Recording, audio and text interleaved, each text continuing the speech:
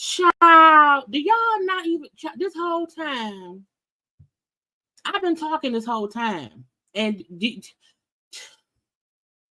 when I say I've been talking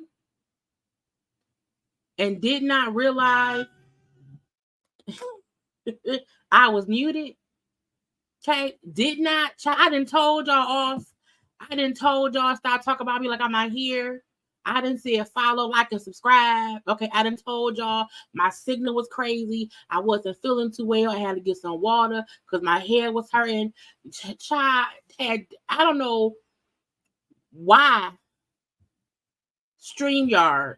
I don't know why StreamYard put me on mute. Okay, because the button I usually push to unmute myself was unmuted. And I child, thank you him for letting me know I was on mute because I tried to. See, this is, see, when I got home, I didn't feel well, and I tell y'all time, when I don't feel well, it usually means cancel live, but y'all been making me feel guilty. I'm joking. Y'all don't make me feel guilty, but I'm like, no, I canceled on Wednesday. I will not cancel today, even though, again, I did not feel well. I had to get some water. Internet being crazy, the signal is dropping, okay, and I had to get my thumb. Child, I'm just, how y'all doing? Y'all doing okay? You know, and this is why I need to start coming on camera first to see, you know, because if I'm not on camera, but this is up, I can see, you know, how it's moving and grooving right now. I'll know, okay, it's not on. But because I be trying to be myself and be a professional and leave the damn thing up, okay, I don't be knowing that y'all can't hear me. And because I don't be on the comment screen, I don't be seeing y'all commenting when y'all saying, is she muted? Child, look, this is not a way. I love y'all anyway. It's fine. It's fine. It's fine. Let's just go ahead and get it started. You know, so I promise y'all at about 8:47, I said to myself, you can cancel the show. You can hit, child, I had no lipstick on. My hair was not in a bun. I did not have a shirt on. Okay, I was around here just out and proud and stuff. You know what I'm saying? Free boobing it or whatever. And I'm like, you can say the cancel. You know.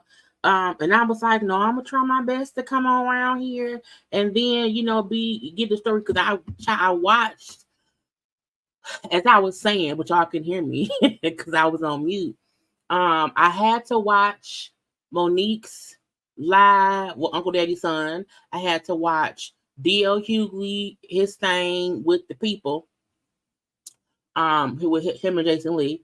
Then I had to find stuff to talk about because it's not much at all. Okay, it's not much at all, but a good time gonna be had, because guess what? We got 2 watch-alongs.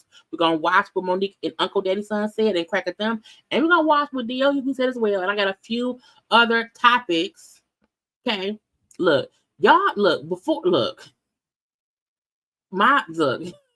my house is a clothing optional space. Okay. And I am a free believer that clothes, you shouldn't really wear many clothes in the house. Okay, the only time I put like clothes on is when company's here and I want to be respectable and I don't want to be a side pocket and be like, what? You know what I'm saying?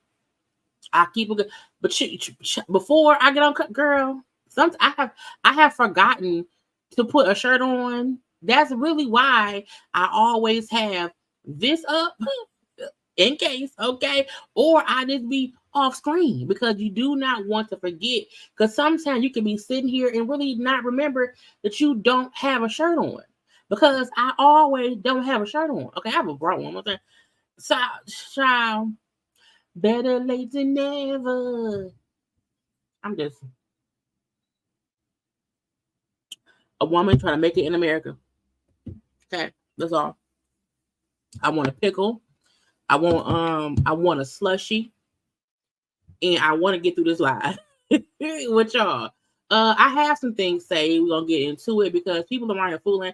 Child, this morning, you know, on the way to work, you know, I have been doing my little, you know, who the hell or what the hell or whatever. My little car conversations in the morning. I'm liking them a lot or whatever. And when I was riding into work today, and I was talking about Justice Smollett and Carie Russell, I was like, oh, okay. And then it was some stories about the Carly of, let me share my screen, y'all. Let me try my best to be on point, okay? And I'm gonna keep my screen to y'all so y'all can tell me, Jaylee, you not even yesterday when I was on live, I was showing something and I saw it on my end, had not added it to y'all end. I gotta be paying attention sometimes, and I don't at all. But when I was riding into work, where is it? Where is it?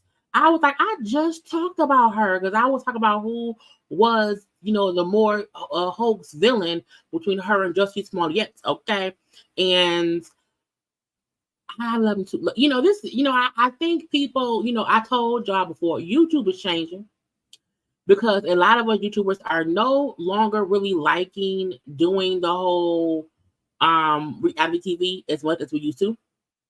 And so for me, because again, I like doing the car conversation because it just gives me time to drive into work and have a bit of a conversation about different things.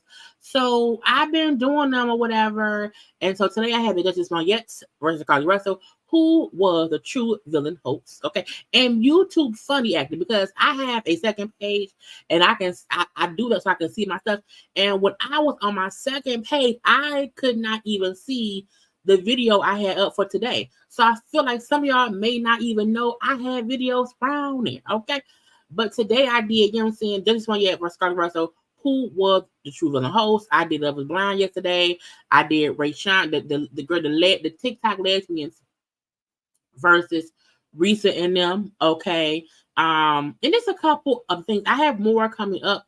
But look, if y'all don't know, it'd be regular videos around here. I don't only do my lives and stuff. So that's in case y'all do not know. But again, today while riding to work and doing the whole car conversation about Carly and Jussie, I saw that Karla Russell is going to have her little plea hearing. It's going to be March 21st for faking kidnapping. I feel like, as I said this morning, not that many people realize both Carly and Jussie Smollett ain't really been in jail for what they did. Okay, they both went to court, and it was guilty or plea or whatever. Well, she did a plea deal. He was found guilty, but we know she did too. And I'm like, dang, went to jail yet or whatever. So her having to go to the plea hearing to be probably girl, slow down, Jaylee, calm down. Her going to court for the plea hearing to hopefully possibly get charged. We shall see what happens with it. I can see my signal being dumb. Thank you for enjoying them. You know what I'm saying? It's really fun. It's really, really fun. Like, I'm gonna keep doing them, even though it's just content, because everything is content. But yeah, she gonna go to shot. Y'all think she should go to jail?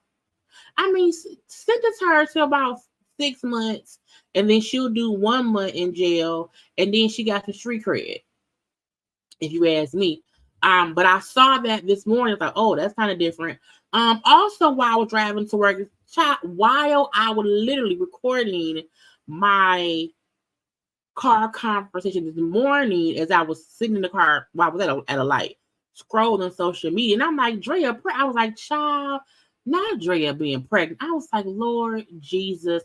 So Drea posted, today is International Women's Day. Okay, the best woman I know, my mama. Okay, love you, mama. Who comes back in town tomorrow. And for International Women's Day, Drea announced her pregnancy. Okay, happy International Women's Day. As women, we navigate through so much, often leading us to question, what is my purpose? For me, the magic lies in motherhood and the awe-inspiring ability to bring life into this world over the span of 2 decades. It's my superpower. And if anything can surpass the wonder of being a woman, it's the privilege of bringing another woman into existence. So it's a little girl. Okay, we are overjoyed to share our love for you, little girl. I'm excited to speak words to my daughter I never thought I'd have. We are anxious about your arrival, but take your time. This world can be tough, but being tough. Wait, it's being tough, it can be tough, but wait, what? But you girl, I need my glasses. I can't see it now. Oh my God. But you are being brought into a space of love, security, and adornment. 28 weeks, 7 months, coming May 2024, a girl mom. And of course, she cut off the comments. Now, this is the thing.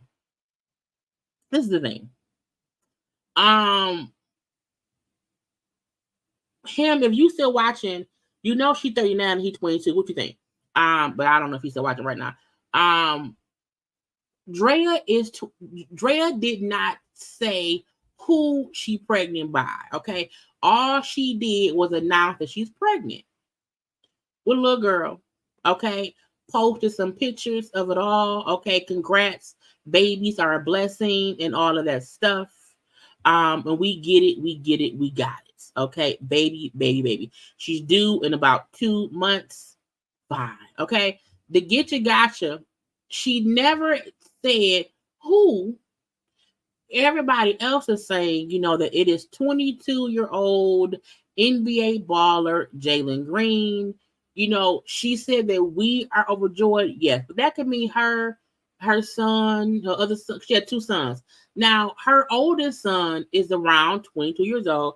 So if by chance she's pregnant by this 22-year-old NBA player, I mean, look, I keep seeing, and I think he just turned 21. I'm sorry, he just turned 22. That's like a 17 year age difference. That's a lot. That's a lot for little today. I feel like, I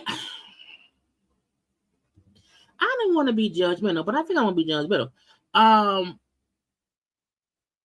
Yeah, I saw one of the friends say, "Oh, congratulations," and tagged him and her because they know is the baby. Now I'm just saying that she didn't say he was the daddy, but also, just no tea or shade. She was also the one on her social media, because when the news first was being even spread, oh, she might be pregnant, y'all. She could be pregnant. She could be with a baby, whatever. She was posting pictures. She posted this picture. Saying settle down. So she was posting pictures, making it seem like, hey, look at my waist. Look at my I'm not and I said that this picture, I said this is the one that, she could be hiding the whole belly. Okay.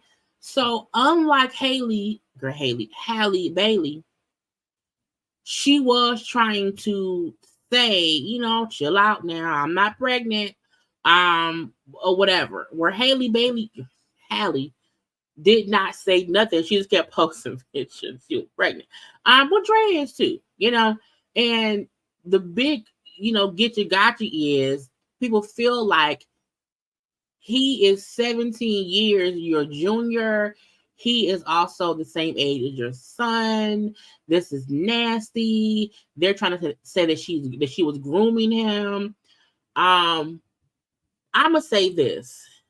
At 42, I can't even imagine I have great conversations with my nephew, who he'll be 18 next week. So I can talk to a kid, but I'm gonna talk to a kid like a kid.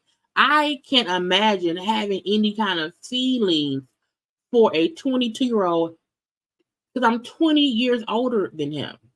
He ain't lived long enough yet at all.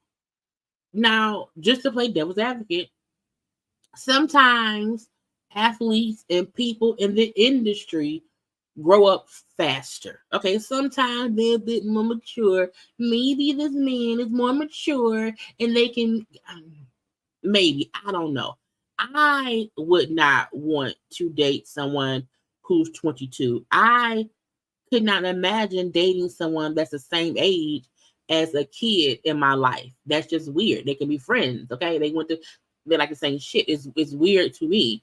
But I can also understand if you feel like maybe he's mature. You know what I'm saying? I know when I was 17, I dated a 30-year-old man, but that was wrong. I wasn't legal. And he knew I wasn't legal, but that's how things were in the past. Back in the day, a lot of older men were dating high school girls. That ain't right. at all. But I also don't want to put this in the put a narrative out there that if somebody is 21 years old, we need to look at them as a child.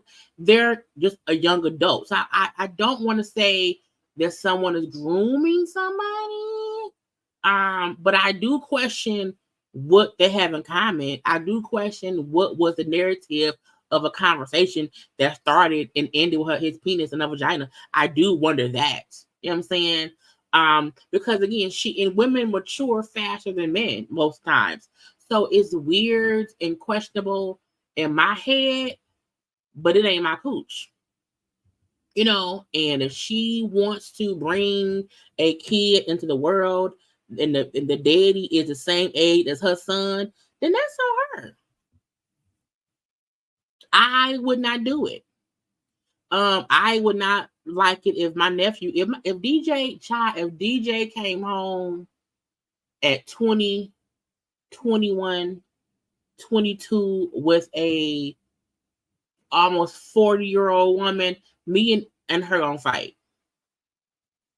Okay, if my nephew walked in the house with a 40-year-old woman, me and that 40-year-old woman, we gonna fight. And I'm gonna say, bitch, what's your problem? What is wrong with you? But I also know my DJ, he ain't no. No. You know, so like it's hard, y'all. Because I feel like she knew, let me come out with it now to control the narrative. Let me cut all the comments. Babies are a blessing. And, you know, look, maybe they was banging for fun and oops. Let's hope this wasn't a planned pregnancy. You know, maybe because look, young men lay pipe, apparently. I know when I was 22 and my dude was my age, pipe was being laid. So in my opinion, if she was out here having fun with some young man who played for the sports and it was for fun and then oops,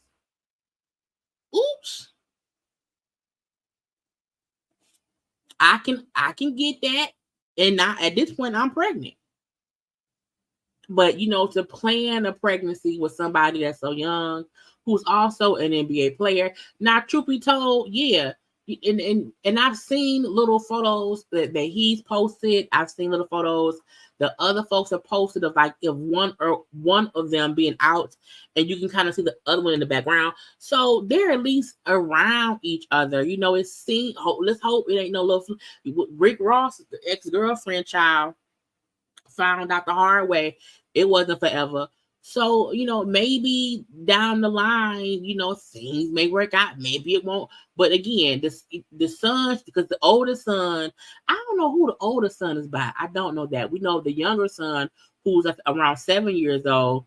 You know, that daddy is a football player. Orlando Scandrick is that child's father. And then we not. No. That's not, you know, I don't feel I never feel like it's a person's choice what they want to do, because that's their choice. If anybody who's having sex, it's possible that pregnancy is a thing. Unless you can't get pregnant, you know, and you can just have sex for fun, which is an amazing thing, that's great.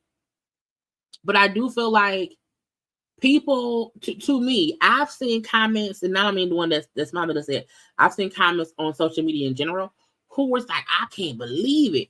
She's a predator. I was like, Diddy been banging young girls for a long time that are legal. Y'all was happy to see Young Miami getting paid by Diddy, going all over the world, partying with Diddy, and they're 20-year age difference or whatever. I feel like The dude is a legal adult. Is it not what I would do? No, it's not what I would do. You know, it's not what I would do. I would not get pregnant I would not be in a relationship with someone who's 20 years my junior. We don't have shit in common. You would have to be such a freaking adult that I had no idea you were 22. Okay.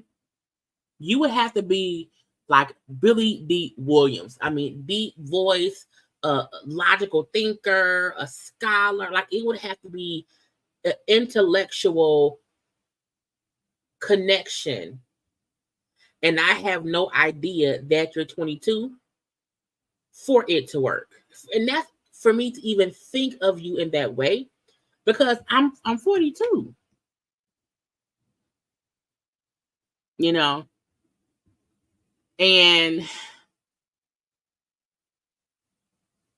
we see older men date legal younger women, and we joke about it, about how old she must be getting money. If Drea around here, and and she got knocked up by the young NBA player, and now again a check for the next at least 18. It's a daughter. So, look. Young men like older women. Okay? That's true.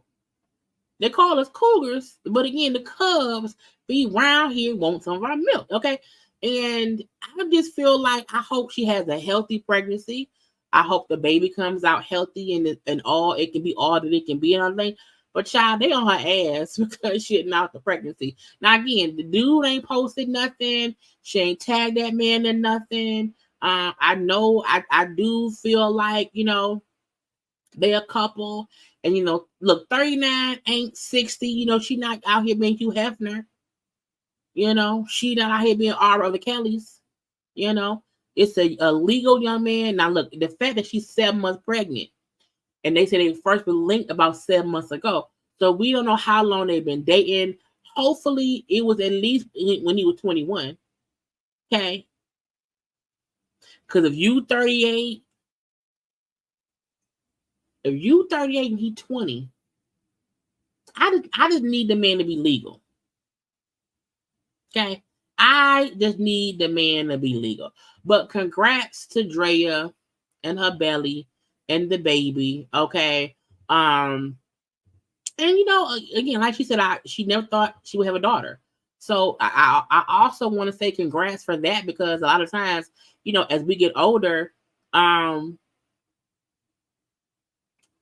she's, because I was watching Alex and Chris earlier on their pop roast, and they was cracking jokes. He was cracking jokes, and I commented and I said, because some folk like to bring up, Drea's past mothering to her first son or whatever. I'm like, Drea, if Drea, y'all, I'm like, this is the thing. If Drea is currently 39, okay, if she's 39, and if her son is 22, that means Drea was a mother at 17. And I said, if one of her son was around 4 or 5 and she's around 20, 21, 22 years old, I was like, sometimes you don't know how to be a mama, and I do feel like Drea made mistakes with her child because she was a young mom and she made dumb young mom mistakes.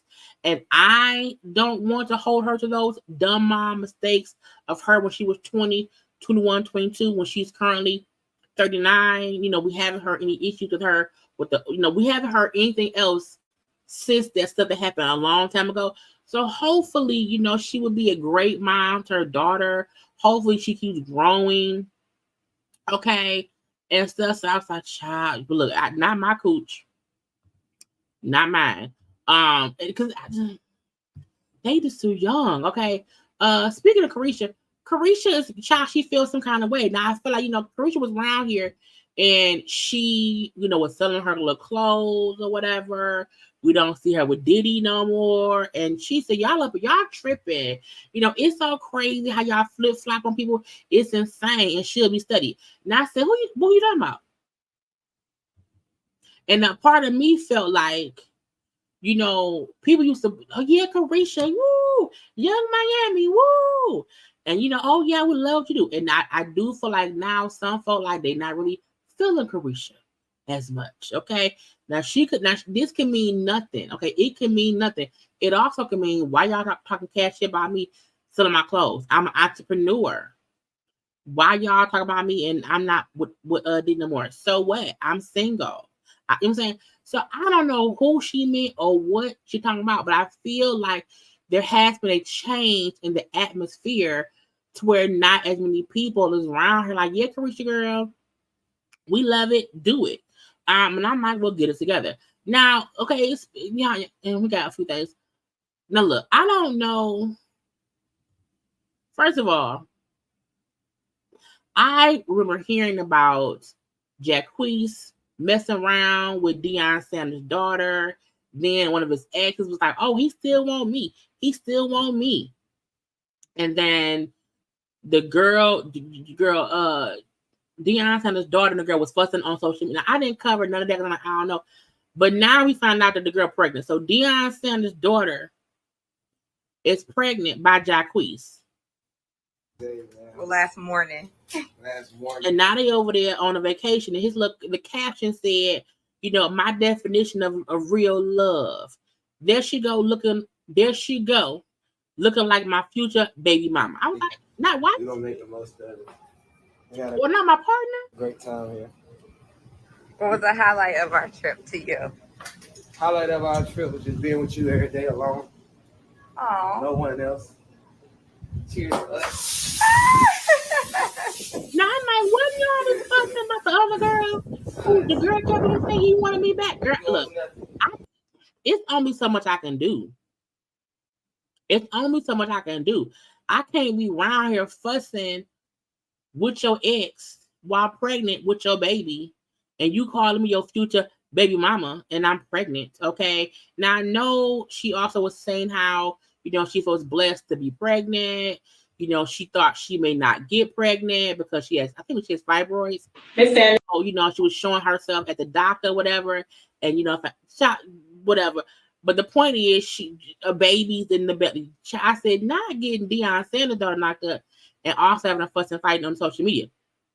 So everybody around here making decisions for their uterus, okay, and the men that they let roam around the uterus.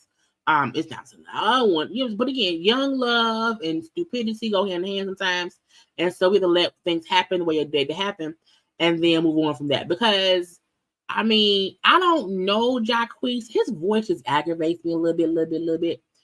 He gets on my nerves, but if she like it, I love it. Yeah, child. Yes, he was the one around there fussing about Tyrese, fussing about Trey Songz pulling his dress out. She used to date Boosie Baddies.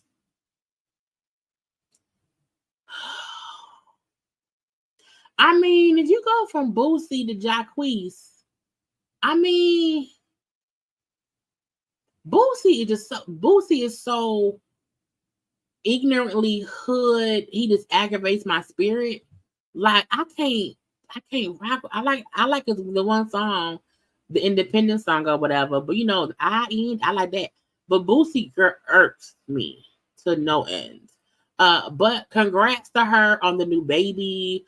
Hopefully her and Jacquees have a healthy pregnancy and the baby comes out fine.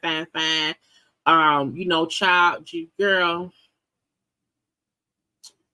Jacquees is just, it's the fact that, it was, the fussing of it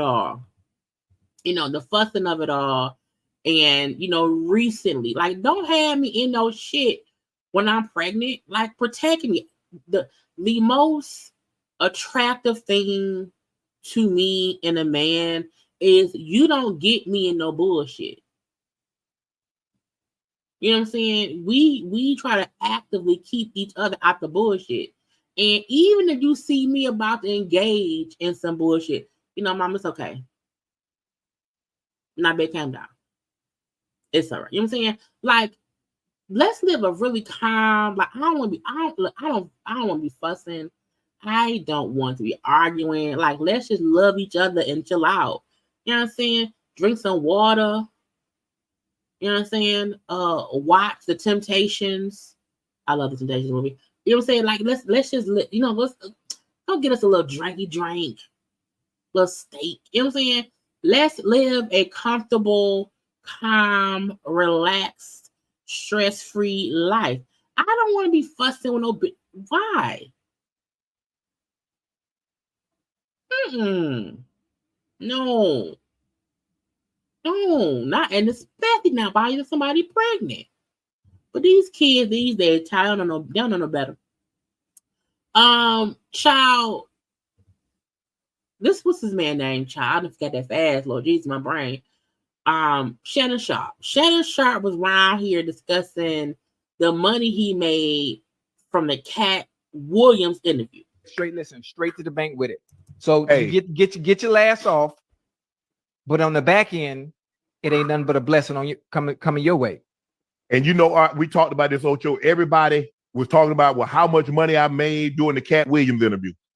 Whatever you think, I just got the check. Mm-hmm. So whatever you think I made, okay, 3x it. 3x it.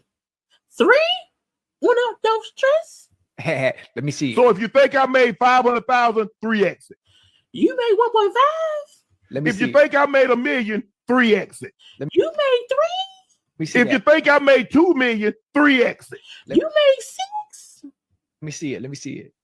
I got me a little something today with Ocho. Look at that, Ocho. Oh, how you want to watch, child? First of all, I don't watch most of the sports shit I see. I catch it on social media, or I get a little text about it. And Ocho Cinco and Shannon. First of all, Ocho Cinco, is it me? And not, like, I don't mean to body whatever, but I'm like, because he's not playing football no more, he getting real, slim and trim. But Shannon, like, look, whatever y'all think I made, 3x it, okay? A little 3 times 3. Do I believe he made, $6 million on that? It's very possible. That video was all over everything. You hear me? That's why that's why folks kept on saying the views that Risa Tisa got on TikTok, had she had those millions of views on YouTube, she would have made millions. YouTube, once you're in a great algorithm and you have a lot of views, it's the more you make more money. And I fully believe that he made that much. Now, YouTube paid us once a month, so he probably really did just get a check. And Shannon Sharpe is going to eat off of that Katt Williams and Monique. Let me say, Club Shay, Club Shay, all around here. And I'm like, that stuff he doing, that's like let me scroll. When is it from? Let me see. I don't remember. I want to scroll back, and scroll back. Because I feel like since he interviewed Katt Williams, shit been popping ever since. Big popping and little shit not even dropping or nothing. Child, when was it? He had a lot of videos. Okay. Let's see. Even the Monique video that he did. Let me keep scrolling. And then they're not only having the regular long version of it, they're then cutting up the whole thing for y'all to see. Okay. So bam, the full episode of it all, that has 13 million views. Plus you see all the reposts all the clips of what she said, put that up too. Okay, folks want me to do that, but I'm looking like, child, I don't have the time. You know, Club Shay has a team. I don't have a team. Okay, child, I ain't think about that. I forgot. You know, when you have a team that can cut up your shit, that is great. Okay, but again, the Monique one had 13 million. Okay, 13 million. 13 million folks. Okay, Usher 3.6 million. Okay, 3.6 million. What's his man name? 21 Savage 3.9 million. So when he say Country Wayne is at 6.6. Is he popular? I don't really watch. I mean, I know who he is. That is crazy. Okay. Let's get on to the Katt. Let's get on down. Where I'm with the Katt. What do you think? Katt 61 million views. People love mess. They love it. If my channel was a messy channel, I would have so many views, but I don't have time to stay in the mess. You know what I'm saying? I'm like, child, because you don't want it to happen to where when ain't no mess, ain't no views. Okay. But child, 61 million views. 60, and this is the thing. That was just the one video. As we see, the clips, 8.2 million, 300,000, okay, 700,000, 2.8 child. As he said, so when he says the amount of money I made off the Katt Williams, it's because it's the full version plus the cut up clips that folks are watching, and then not including how the YouTubers are we around here, you know, having to rewatch it to come to y'all about it. So yes, I'm pretty sure he made a few million, a couple of the few million, and not only from that, and that's just what he made from that one video. Straight listen. Just the, you know what I'm saying? That don't even include the other people. Hey ma, have some fun. Love you. Talk to you tomorrow. My mom's on a cruise. She'll be back tomorrow. But yeah, he like, I got the monies. I got all the monies. Okay, so y'all want to be around here talking cash about me, just know that I got paid. I'm gonna keep getting paid. So I mean, congrats to the man. Okay, again, it's because of the mess, if you ask me. Okay. Ty of the Reese. Okay, Ty of the Reese is around here, y'all. He ain't got no money. You know, Ty of the Reese is around here. He needs a job. He needs some. Tyrese needs a celebrity to give him he need what I need. He needs $40,000. Okay.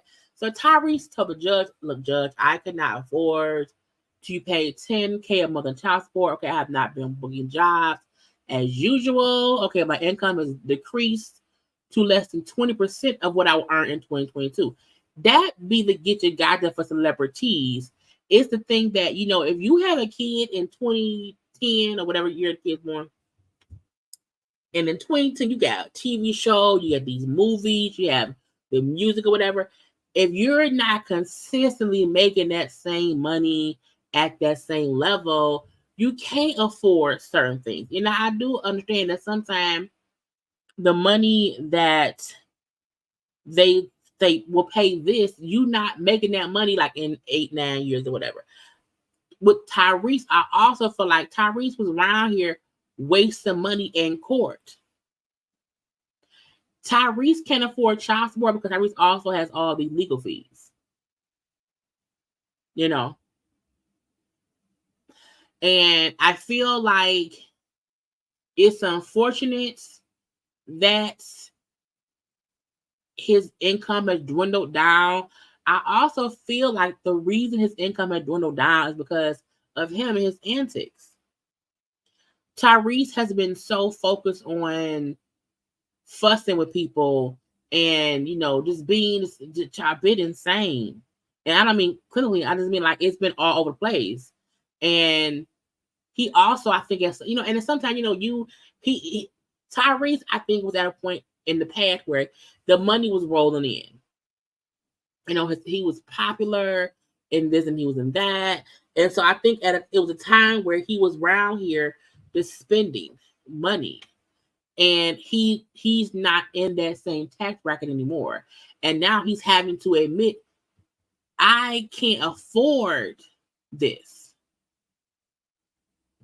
because the amount of money I'm making don't match the amount of money I'm spending.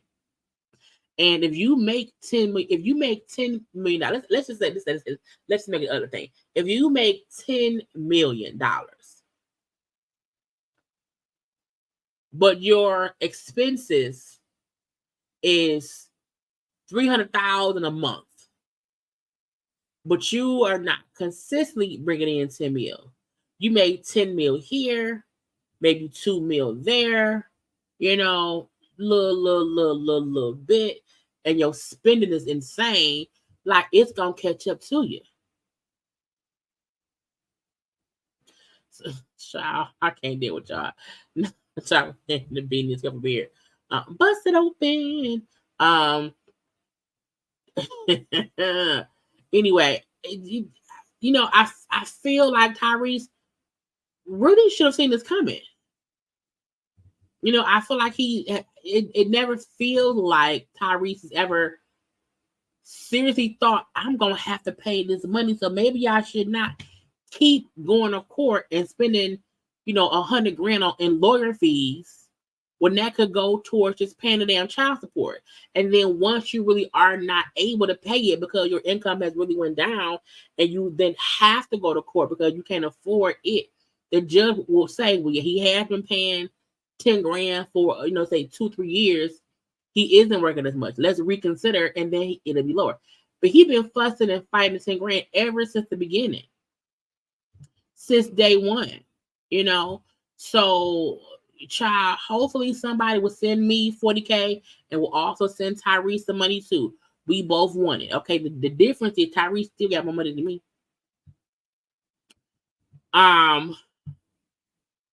What else I want to touch on before we get into the thing? We did Draya. Oh, let's go to Cardi. Let's do Cardi. Cardi was on her TikTok, and Cardi was like, I'm sorry. So sorry. She around here saying sorry to her fans. It was cute. Let's listen. Apologize to my fans, to myself, and to people that love me for losing myself. You know what I'm saying? Losing myself and just losing myself and not being myself because of negative things that like put me in a wall. Like, and I wanna apologize if you ever felt that like I wasn't giving my all because of thing. But you know, I'm just a fucking human, bitch. I'm trying to do this shit. You know what I'm saying? I'm fucking trying. Like, trust me. What I can appreciate with Cardi is I feel like there has been a change in Cardi. I also feel like Cardi, you know, like any other celebrity, gets judged. I do feel like at some point she questioned her talent. I do feel like she was scared to fail. I think she's been extra cautious with putting out music or whatever. Whereas before, she used to put out stuff and it was fine. So even her realize that she is being a little bit different. She's not being herself as much as she could be. I do like the fact that she went and had like several seats in kind of fuck down manner. Okay, because at some point Cardi was just team too much. It was team too much. So Cardi does at least recognize, like, I know I've changed a little bit. I let things get in my head, but I'm human. I'm a human being. Okay, I am a human being, and I feel like people forget that celebrities are people too who have issues and problems or whatever. And when people like to make it seem as if she has to be, any celebrity has to be perfect, it is weird to me. I feel like Cardi is one of, not the only, but Cardi is one of the artists who let people know who she is so much that it backfired, because folks then treated her like a regular person who's their friend, who they can rag on and talk cash shit or whatever. And because she's so personable, she let folks in so much, it got to her. You know, right. The level of scrutiny that celebrities in general deal with is insane. And I think, like, for instance, Beyonce probably has less of a hard time dealing with the bullshit, because I feel like she's gotten to a point where she shields herself from it. She don't even really see all of it or whatever, so it ain't that bad. I feel like with Cardi be on social media. She be seeing what's being said. You know, she people tap. She's like in the thick of it, and so I think that's why she reacts how she does, because she was a regular ass person who got popping and then grew and grew and grew. And let's say for Nicki Minaj, just to compare and contrast, I feel like Nicki is such a character that even her reactions and her emotions are based in the character of Nicki Minaj. I think Cardi reacts off emotion because that's Buckalese. And she made the mistake of allowing people too close to her as a real person. You know what I'm saying? You have to save some part for yourself. So even her, just want to say sorry for, getting in my head and, just not being myself, whatever. I'm gonna do better. It's a great thing, if you ask me. And I love Cardi. I feel like, but I think the reason is because she's so relatable. I don't feel like she is giving us a character or whatever. I feel like Cardi is Cardi. Cardi is Cardi. And that's why people love her, even if she ain't put it out in my ears. Yes. I want to get to, because I want to get to it. Let's see. Let's do Tamar. Child, Tamar was around here at a party. Tamar, I think our birthday is this month. And so Tamar be like, oh yeah, Tamar month or Tamar day or whatever. And she had a party. Okay. Showed up real late. And this is my thing, am I late to work most days? Absolutely. Only because it's not like nobody at my job is like waiting for me or whatever. I mean, I get there, when I get there, and I'm supposed to be at work at noon. Sometimes I wake up at noon, but I get to work, by 1. Anyway, I do. But Tamar went to her event that she was late at, and when she got there late, this is what she said. Oh wait, where's the sign? Hold on. So much for coming. I promise. I'm so sorry for my tardiness, but the truth is, what? I say that. Oh no, really. I really want to apologize for my tardiness, but the truth is that I really wanted to see all of you all's faces because you all came out to see me, and I really appreciate it. Okay. But I can't be disrespectful because people have been disrespectful to me. And, I'm just going to be honest. I've worked really, really, really hard. And, showing people disrespect when they have shown you nothing but love and kindness, it's just not going to be tolerated. So I love you all. Happy Tamartian birthday month. Thank y'all for everything. God bless you. Good night. So she was at an event that celebrates I believe her being on within her with Kingsman Media or whatever. Look, I'm like, Tamar, what? I feel like when you have an event, right? And you have folks who come to see you, who come to support you. And when there are issues behind the scenes or whatever that happened, I do feel like maybe that'll have to be a public moment. Because when I'm like, it's so weird. Turn the music back on. Thank you all so much for coming. I promise. I'm so sorry for my tardiness. I'm like, not you being late and getting on the mic and they was around here, and you can't. And I agree. I agree with her saying, disrespect can't be tolerated. You know what I'm saying? When you are so nice to people and they did, but I feel like every time Tamar has something going on, there's some drama surrounding it, in front of it, behind it, that she makes it some kind of public issue. I'm pretty sure eventually she'll put, I am a changed person. I've tried my best to be better, and I'm a better person than I used to be. But people love to judge me and treat me based on my past. And I was like, girl, what? What do you mean? But the truth is, what? I say that. Oh no, really. I really want to apologize for my tardiness.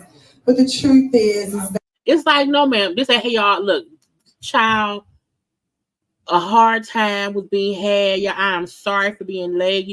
Bullshit be bullshit sometimes, y'all. But let's turn up and have a good time. Like when you attempt to make whoever's there to support you feel like, oh my God, kid gloves. Let's treat her with kid gloves. Let's make sure she's okay. And don't pull your supporters in on the drama. And unless they were the ones who caused it, why are you publicly announcing there was some kind of drama? Because this screams something here, something with this in the event, the people, either they people, my people, y'all people, y'all, I didn't like it. And I'm gonna bring it up. I'm gonna make it be real awkward here. I'm gonna make everybody find, is it me? Is it me? Is it me? It's like, no, have a good time and celebrate, or don't come. If there were disrespects that you did not deserve and you did not appreciate, that's okay, cool. Don't show up.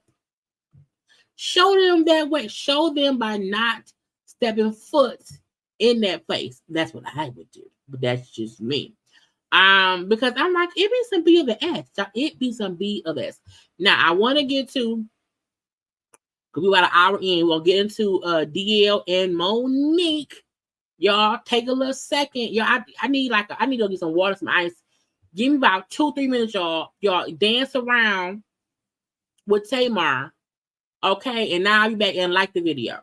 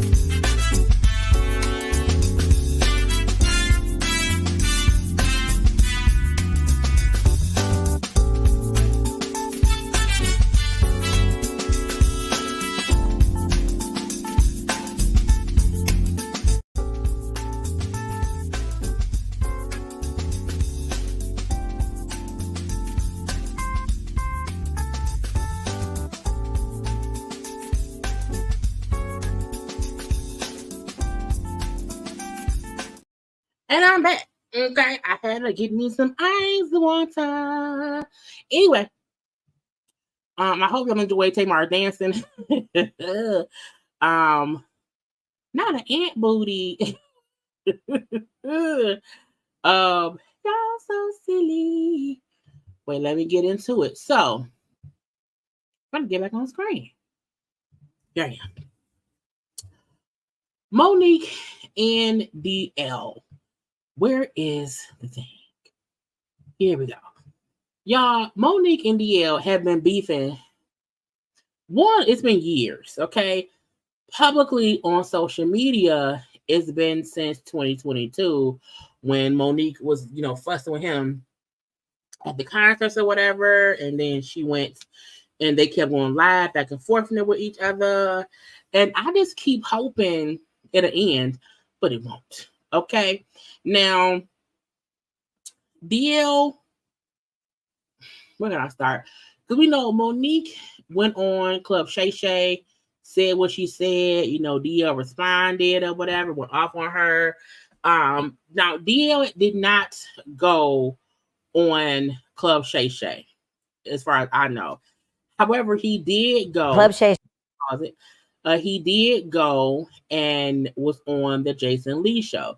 Jason Lee, to me, I remember fat Jason Lee, okay, who no one liked. He was very messy. Jason Lee got to losing some weight, honey, and they want to act as if he's a whole new person, okay? But DL went on there to speak his piece. I don't know if he did not go on Club Shay Shay because he felt like, I don't want to be that bullshit.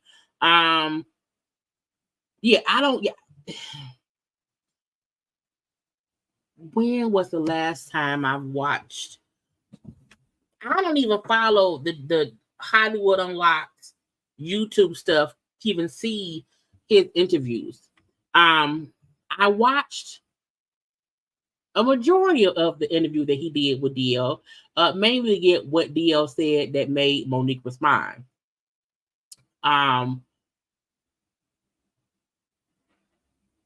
It was a good interview.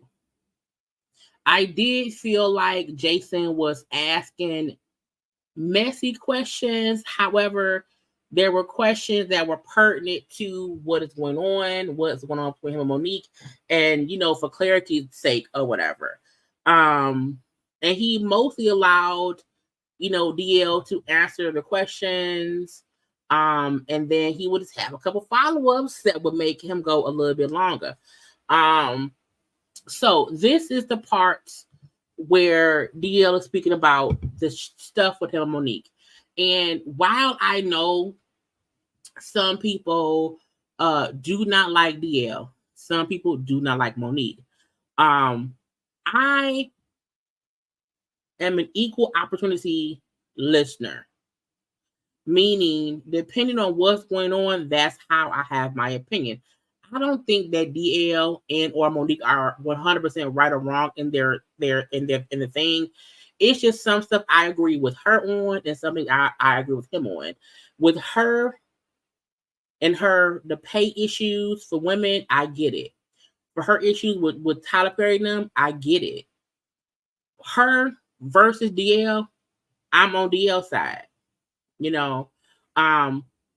Again, this is about 15 minutes of the interview that he did. The interview is, let me see how long it was. Because I do suggest y'all go watch it. Let me see if I can see how long it was, though. It was an hour and 47 minutes. This is about 15 to 20 minutes of it. And I still want to finish it later. I have it, but I do suggest y'all go watch. But let's get into it. Shane, that I have it sped up because I just do. Okay, so the voices are sped up. You can adjust your speed watching this, but I have it sped up because I just want to get through it. episode with Katt Williams for me has added a different lens of what the comedy was. I didn't know it was like that. I think it's not a fair example. It's a slice of life for us, and we've always been, like anybody has been competitive. That was like a Blueface and Krishan interview. Well, it was like Magic Johnson and Larry Bird. It was like anybody who's competitive. I just didn't like how predatory and messy it was. And I hate that I was involved. I hate that my name it galls me that my name was involved in it, and that I'm sitting at home, somebody mentions you, and you're like, wait a minute, and for those who missed it, do you want to say what did he say?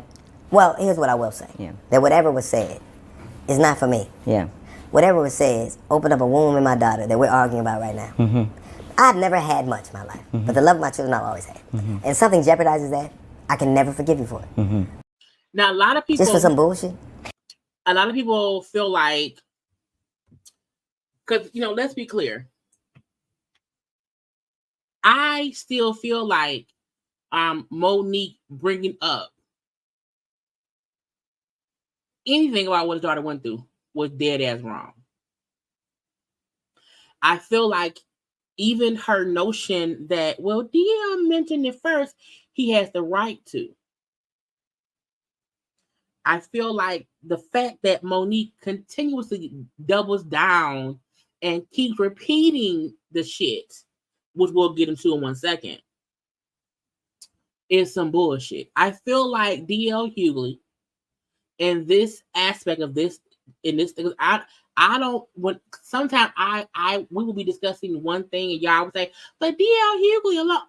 We ain't talking about that man as a whole. We're talking about what this man and Monique are beefing about. You hear me?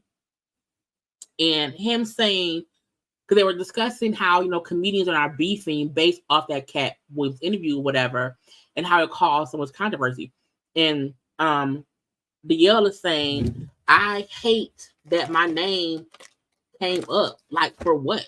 Like, why even bring me up? I'm at home chilling. But because his name was brought up, then his daughter's stuff is brought up, which makes the daughter have to relive shit, even if she has to relive being pissed at her father in the first place.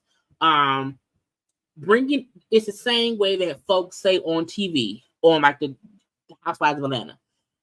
We shoot the show, this stuff happens, and we fuss and fuss and fuss during the show. We get better.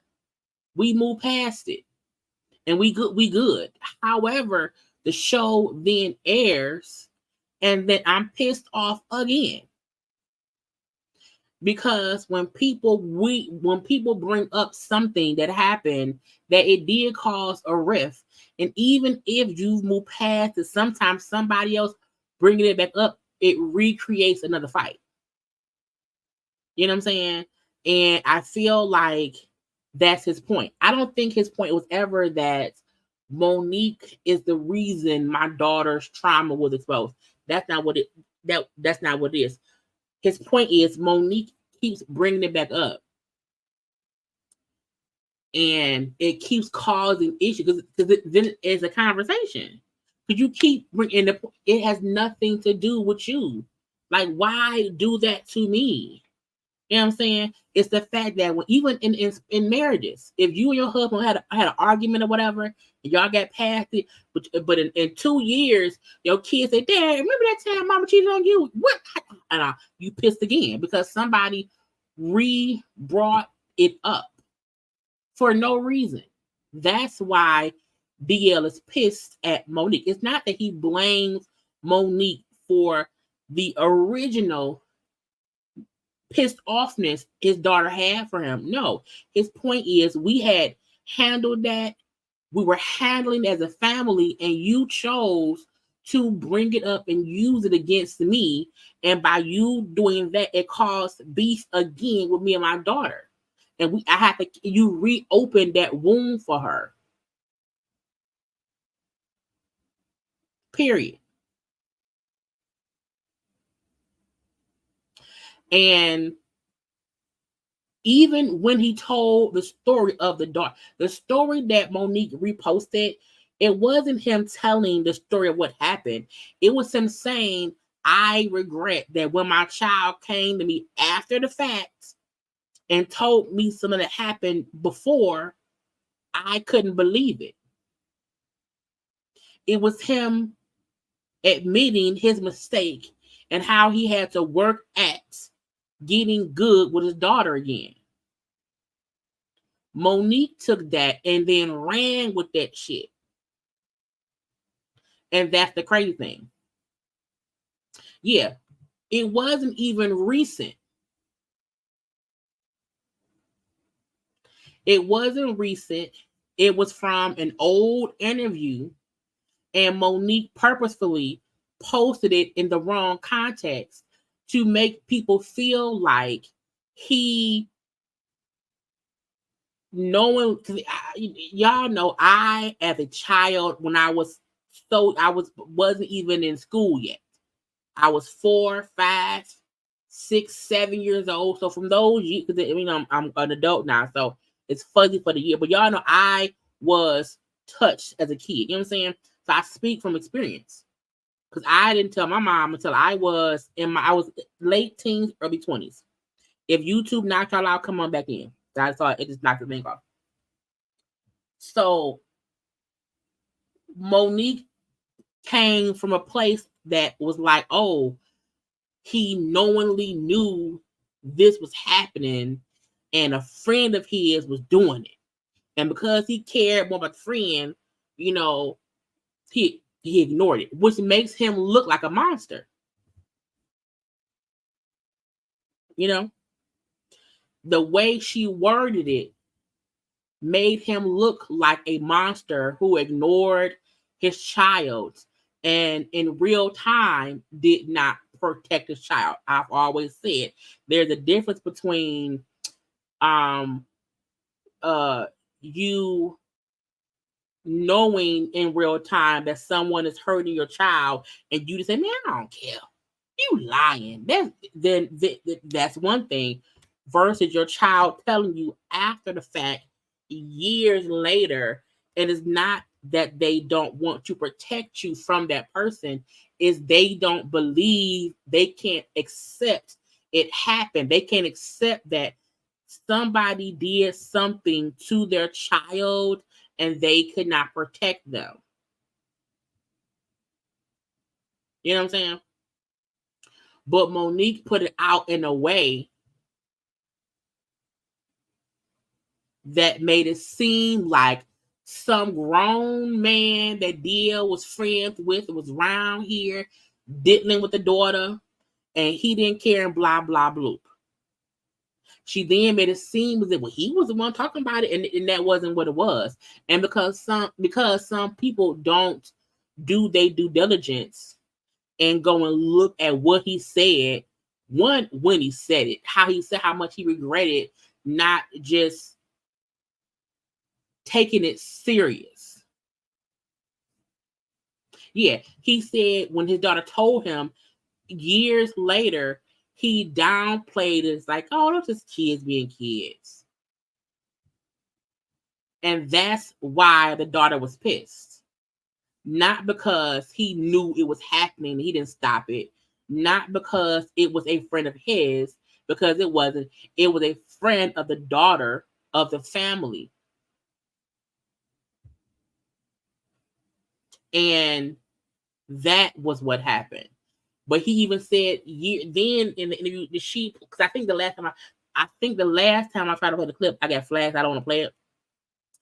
And I don't want to re-traumatize her. So that's why I don't play the clip.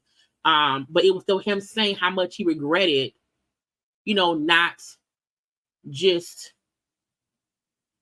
treating it like it was. He downplayed it. And how they had to work to be in a better place because of it. Okay. And the interview wasn't even intended for you. So how did he work? What was that even interview about? I mean, was it just? I don't know. Yeah. I can't tell you what it's about. I can tell you this: that before it happened, I knew it was happening because my daughter called me, my youngest called me, and like, this is gonna happen, and she's in therapy and crying because she knew that people were gonna automatically know about what had happened to her before, and and it makes it just. I'll never forgive you for that. That now I'm in a compromised situation where I'm with something I genuinely love. I ain't loved a lot. I love my children, and to feel like I couldn't protect them, and that plays out over and over again, it's something I won't forgive you for. And see what you just said. The fact, because his point is what Monique is doing is having what happened to his daughter be replayed over and over the conversation keeps coming up because when Monique and DL, when Monique speaks about it, and it becomes a back and forth, it gets on the news and in the blogs or whatever. So the daughter is consistently affected by it. Not only that, folks in her life know that she's DL's daughter. And now that's, again, re-traumatizing her. So it's weird that Monique keeps playing the card as if I'm trying to help the daughter. It's like, how the fuck you trying to do that? So, but because some people don't like DL for other things in his life and how he used to be or how he is or whatever, some folk don't want to listen to his point and him saying what Monique did. It literally re-traumatized my. It don't matter if I spoke on it years ago. It don't matter. You keep doing that shit, and every time you do, I'm gonna bop you on the head. I won't. And the thing is, it was transactional. To do what? I write jokes. I talk shit. Come to see me. I write jokes. I've done 11 comedy specials. I write fucking jokes. This is what I do. I could never mention that person's name and still be funny. I don't have to do that. But that perfectly mean Monique. But when you take something from me that I've never had before, in full display, just for your own pleasure, I fucking hate you for that. I hate that happened. I hate that she did it to them. So, well, the thing about that show, that interview in particular, like I was watching it, and what Shannon Sharpe did, what I don't like when people try to do what we do is you have to stand on it. If you want to be messy, be messy. But don't be messy and go, well, why is everybody mad? I was just giving them a platform. If you give somebody a platform and then you go, really? Tell me about it. He pushed back harder when he was on this Undisputed and Skip said something he didn't like. He wasn't quiet. Oh, yeah. So be the same. Listen, this is here, there, whatever. I can say this. I say what I believe. I stand on it. I'm comfortable with people, how they feel about it. I can't countenance that much negativity in a space that is detrimental to so many people I've loved. That's my thing. And I don't like that it is the fare of the day. Yeah, that show is wild. Yeah. Is Katt Williams one of the kings of comedy? Katt Williams is one of the, and this is not even, this is real spill. He's one of the greatest people I've ever seen do what he does. Ever. Because we can't deny Katt is funny, and I feel like a lot of platforms are messy. A lot of times when people do interviews, it's messy, but it's really not even based on the person's platform. It's based on who's been interviewed. There's a reason why some interviews go viral and some do not, because some people are messy people. You know what I'm saying? Some people are messy people, so they're going to come on and they're going to say all this stuff that's going to get picked up by the blogs, and then boop, boop, boop, it's all over the place. You'll have some folk will come and it's just regular stuff. It's not salacious. It can still be a good interview, a good conversation, because to me, a good interview or a good conversation does not mean, oh my God, all the mess. That's not what it is. The reason Shannon Sharpe is getting a lot of slack right now is because his most viral interviews are messy, because the guests spill in a messy way, and he doesn't fight back to kind of combat what they're saying. He's not fussing with them. He's allowing them to speak their piece, and then you let it be what it is, okay? And I feel like, but that can be any other interview space, So, it is what it is. It is what it is. So I can't ascribe who does what, when, how. People decide that. It's like when somebody calls themselves a genius. I don't know that. I know that I have watched everybody, or watched many people from all kinds of genres, and he would register in any era. So I don't know what that means to people. I know he's one of the best I've ever seen. So, and you guys are friends? Yes. Still. Okay, so the Club Shay Shay interview you're talking about with Monique and whatchamacallit, the guy. We're going to get into... Yeah, but just in the show in general. Yeah, I'm talking about how I end up in an interview on Club Shay Shay with Monique. Yeah. Where I had...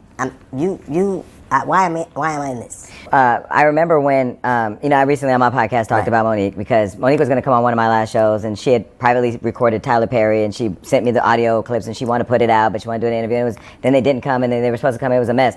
And the thing that I thought was interesting was like the way she was treating us in the show and just disregarding her commitments was, it was, my sweet babies. It was this passive aggressive, nice nastiness situation that I had experienced. So when I saw what was happening between you all, in particular, that when it first started with that event where you all were you were going to headline something. Well, let's be clear. Yeah. That event was precipitated by a thing where she said she appeared on my radio show. Mm-hmm.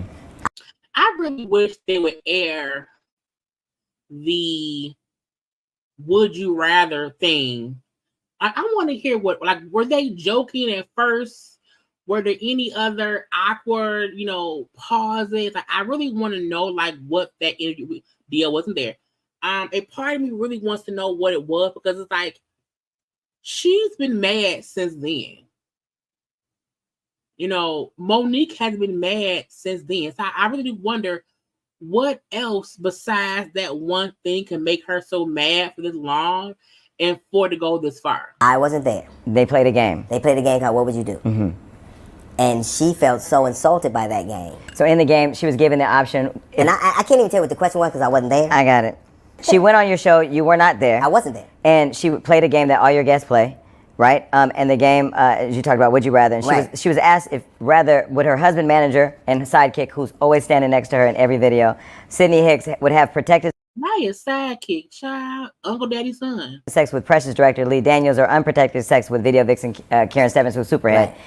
She got mad about that. She asked that it not air. I think it was cut out or didn't air. And then she still made that an issue. Right. But then targeted you, who wasn't there. And you know what the biggest mistake I made? Saying yes.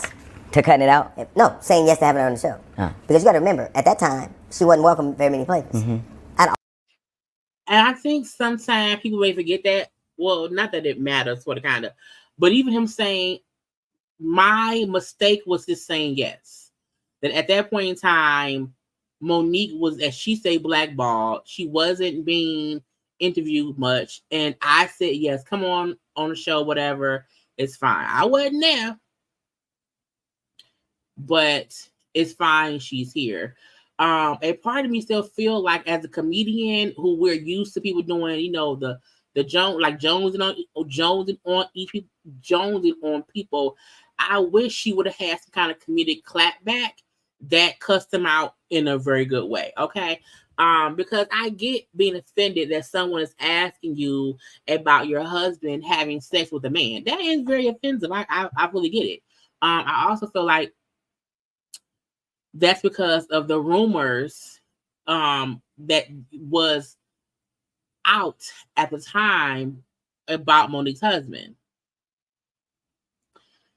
But I don't feel like it's a reason to hold on to that grudge for 10 more years. Always having a level of respect and actually love for Monique. Mm-hmm. I'm like, come on. Even though I'm not there. Even after she was canceled. Toe over exactly. to sucker, So we don't get about toe over to sucker dick. Right. I'm like, I fuck with you. Come on. Mm-hmm. Even though I'm not there.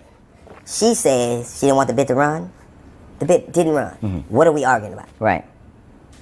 It wasn't because you called your lawyer. Fuck your lawyer. I got lawyers. Yeah. It's because somebody I respect and love said you shouldn't do that. And let's be honest. If I don't like you, how you say I don't like you, I'm gonna run it. I'm gonna at least leak it. I'm not gonna hide it. I do feel like, because Monique and her husband came out and said they never sent no cease and desist, that Monique had misspoke when she said that DL they never aired. They never aired it. So I would air it. But then you make it an issue. Mm-hmm. You decide you're gonna make something that never aired only became public because you said it should. Nobody knew about it. Exactly. Then why you didn't drop it afterwards? Then the day we played Detroit, all I had to do was say no. Yeah. I'm not gonna play it. Yeah. But I still stupidly went, nah, we different. So if I thought I had any antagonism for you, if I were trying to fuck over you, why would I expose myself to bullshit unless I believe that I was being cordial or respectful to you? Why would I do it? But once she said don't air it and then you don't air it, how does there become a beef then? I don't know. You got to ask her. But I can tell you this. If I'd have said no 2 times, I'm not in it. Right. You know what I'll never do? I'll never not do what I've always done. I'd rather get fucked over and have to deal with it than be a different man than I've always been. But if the Bible says you know better, you do better, why wouldn't you do because it? Because I'm a man who believes that the one time I say no could have been the right time to say yes. Mm-hmm. So she says don't air it, you don't air it. You're not even there. You don't even ask the question. No. But then you get drugged into a beef that you don't start. For years. That's you would think this happens, let's say 2024, you would think this happened in like 2023, that it just happened. It's old shit. Yeah, come on now. People play that's a regular game that's meant to be messy. You know, I feel like you think a comedian will find the funny in it. And if a comedian is offended, they will then ragtag you with comedy.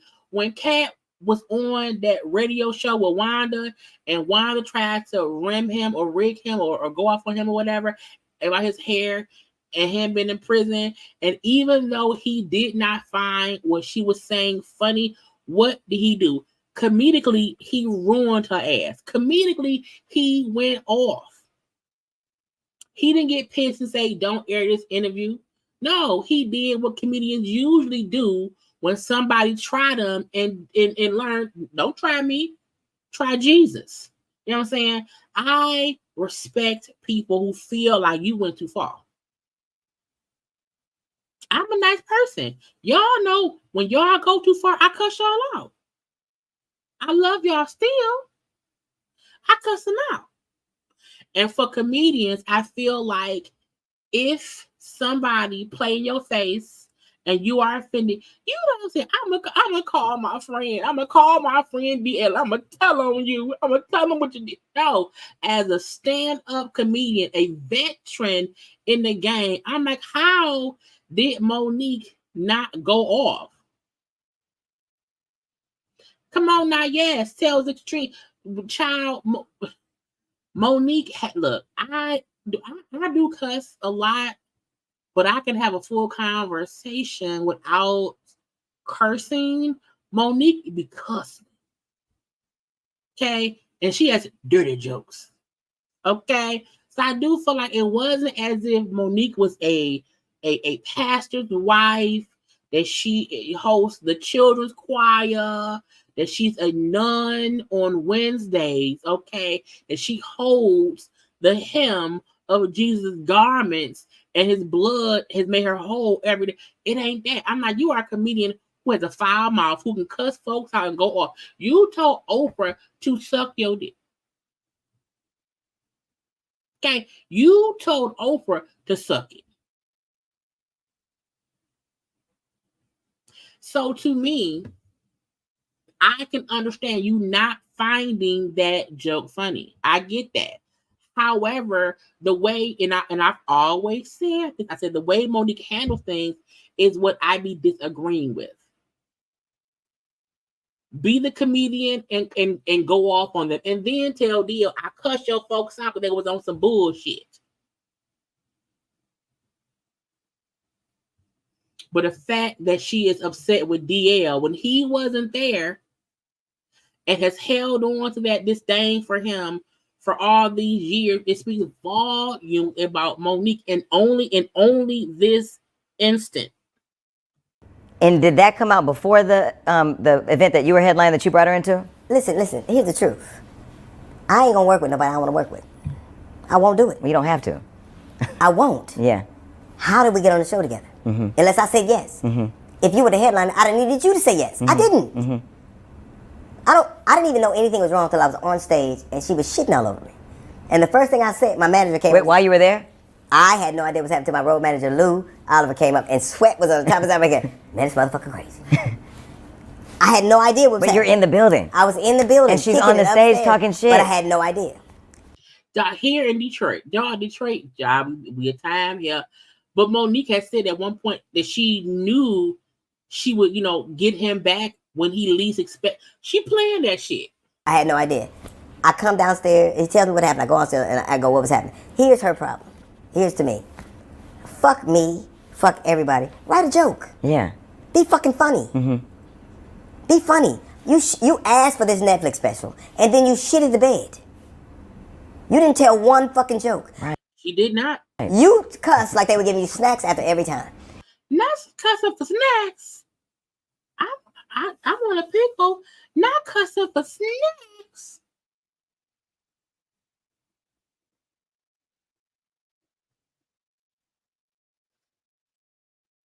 Yeah, the Netflix special wasn't. I watched it. I reviewed it too. It wasn't good. It wasn't good. I think she know it wasn't good, and that she,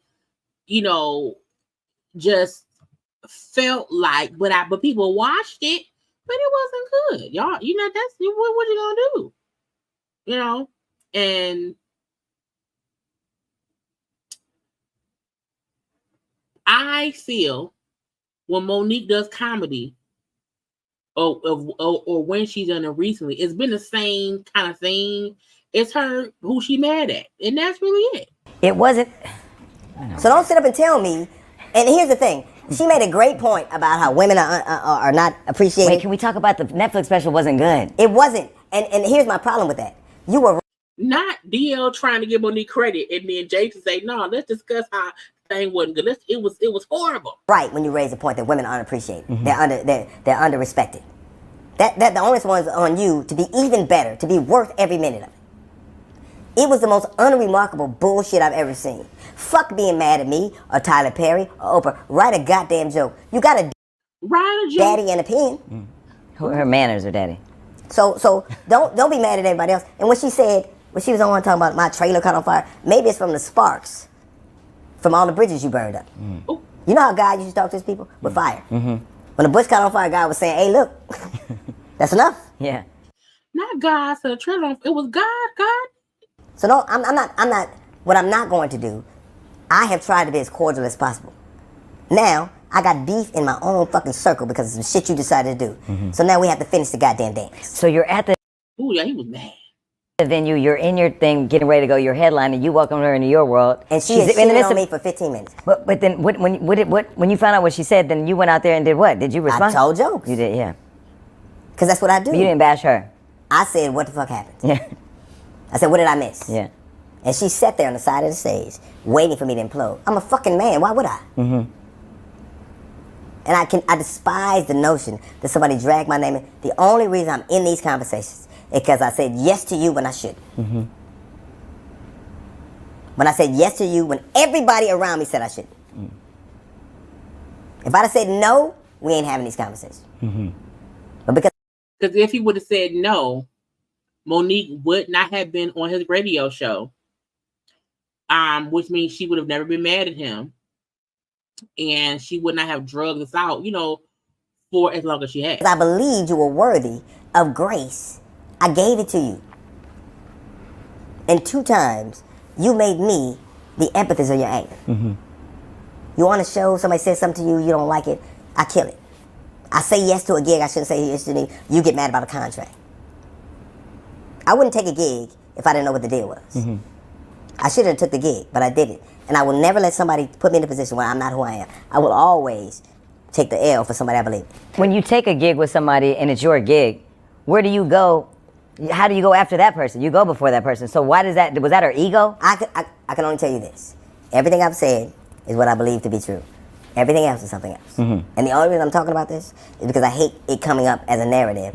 When somebody, if you can say yes or no, you are the fucking person that the contract is based on. If she didn't need me to say yes, we're not having this conversation.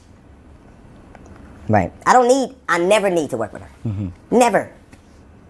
I never need, well, she's on tour with Katt. You know why you can be on tour with Katt? Because you're available. You couldn't call me right now and say, "Go on tour with me." No, nigga, I'm booked. Now, that's a get you, gotcha. Most or some comedians are always booked. Are always, and I don't mean the deal. I mean just comedians in general. And him saying, of course she on the Katt tour because she wasn't booked nowhere else. Katt already had a tour planned before his Club Shay Shay interview. Katt is always touring. So even him making a point of course she had time to go on Katt thing. She not booked nowhere. I was like, well, I guess that's the truth thing. You know, but a lot of comedians I like or don't like be booked or whatever. Look, DL is funny to me. DL is funny to me. Katt Williams is funny to me. There are a lot of comedians who I find funny. I can say if y'all can't hear me, if I'm going in and out, let me know because my signal is being done right now. I know it's raining real bad outside, so hopefully it's not a storm and I don't lose my internet connection. But what was I saying? Oh, I don't find Monique funny anymore. I feel like I haven't found Monique funny. I don't even remember I found her funny on the Parkers. I feel like even on the Parkers, the running joke always was, you know, she's a plus size woman chasing a handsome man. But I haven't found Monique stand-up comedy funny in a while. It's because it has been just who she, at least recently, it has been a lot of who she mad at. And sometimes that's just not funny at all. So let's be clear. And I think there's so many people who are just as angry and fucked up as her that she's their Ahab. But she has done horrible things to a lot of people for no reason at all. And all those people did was try to help her. Mm-hmm. What am I guilty of? Saying yes? Mm-hmm. What am I guilty of? Telling you I would work with you? What did I do that was so horrible that you dragged my fucking daughter's business through the goddamn streets? Mm-hmm. What did I do to you? Besides believe that you deserve the chance. Mm-hmm. I mean, yeah, I can agree. Because Monique hasn't given any other reason that she's mad with him. She hasn't given any other reason as to why, you know, they are at odds. She hasn't given many other reasons besides their beef and the issues. I feel like even the fact that we know there's an issue because she exposed something that no one knew happened because she asked him to not air what happened.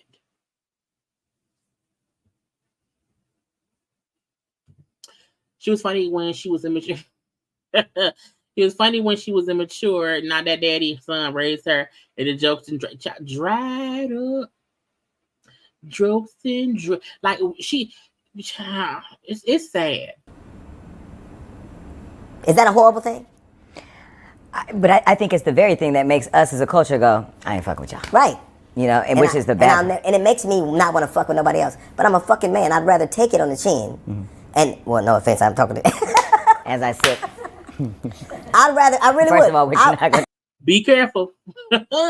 Be careful. I'd rather be wrong than a coward. Yeah. I really would.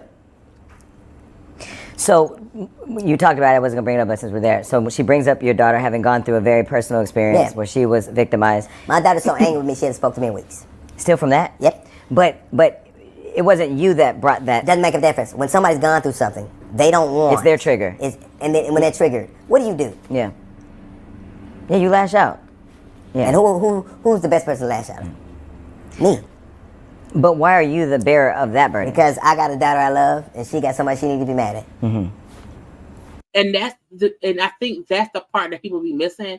Like, his daughter can't actively be mad with Monique and take any anger out on Monique because she don't know Monique.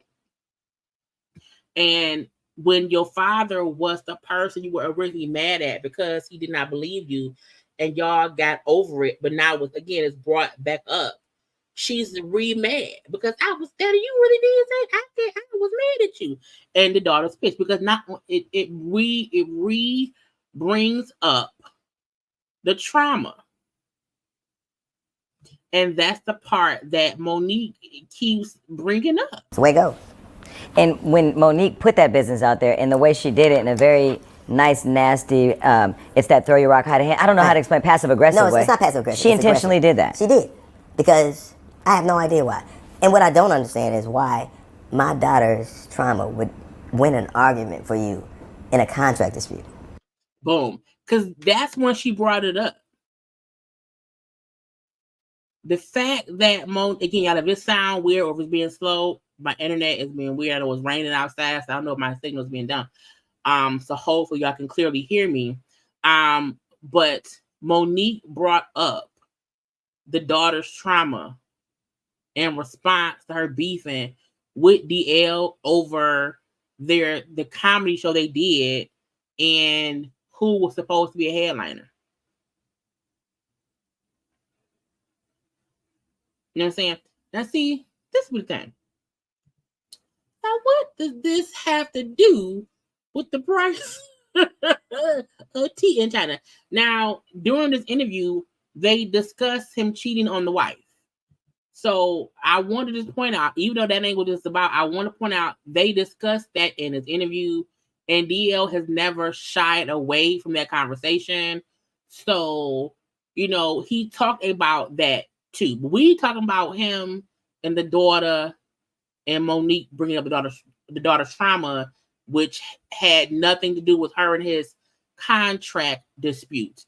When somebody is fussing with you, a grown adult person, over some contract shit, and you choose to bring up that person's daughter's trauma, you the villain. You the villain. Monique in this situation is the villain. I don't get it. I'm not a victim at all. I take the fucking slings and arrows where they are. Mm-hmm. Not her. I ain't talking about you or your people. Mm-hmm. I'm not talking about... She talked about my dog. She said, he has a service dog. I ain't got a service man. I bet you my dog does more for me than that dude does for her. Ooh. Not my dog helped me more than your child. Uncle Daddy's son. But we're here now. Mm-hmm. And we're here now because you've taken me out of my character. Because you put me in a place when I'm angry about having to be on outs with somebody I love. Mm-hmm. So fuck everything else. But everybody, the world watched you defend your daughter. She saw it. I'm sure she sees you. I don't know if she sees anything, but I tell you this. I mean, you were fighting for her. You were fighting to protect her. I hate the position I'm in right now. Mm-hmm. I hate it. For no reason at all. If I knew you were that mad about a fucking headline, I don't give a fuck. Mm-hmm. I got jokes, so it don't make me no never mind who goes before me. You break something I built over 30 years, mm-hmm. and you think it's cute? Fuck you forever. Mm-hmm. Forever and ever, ever, and ever, ever.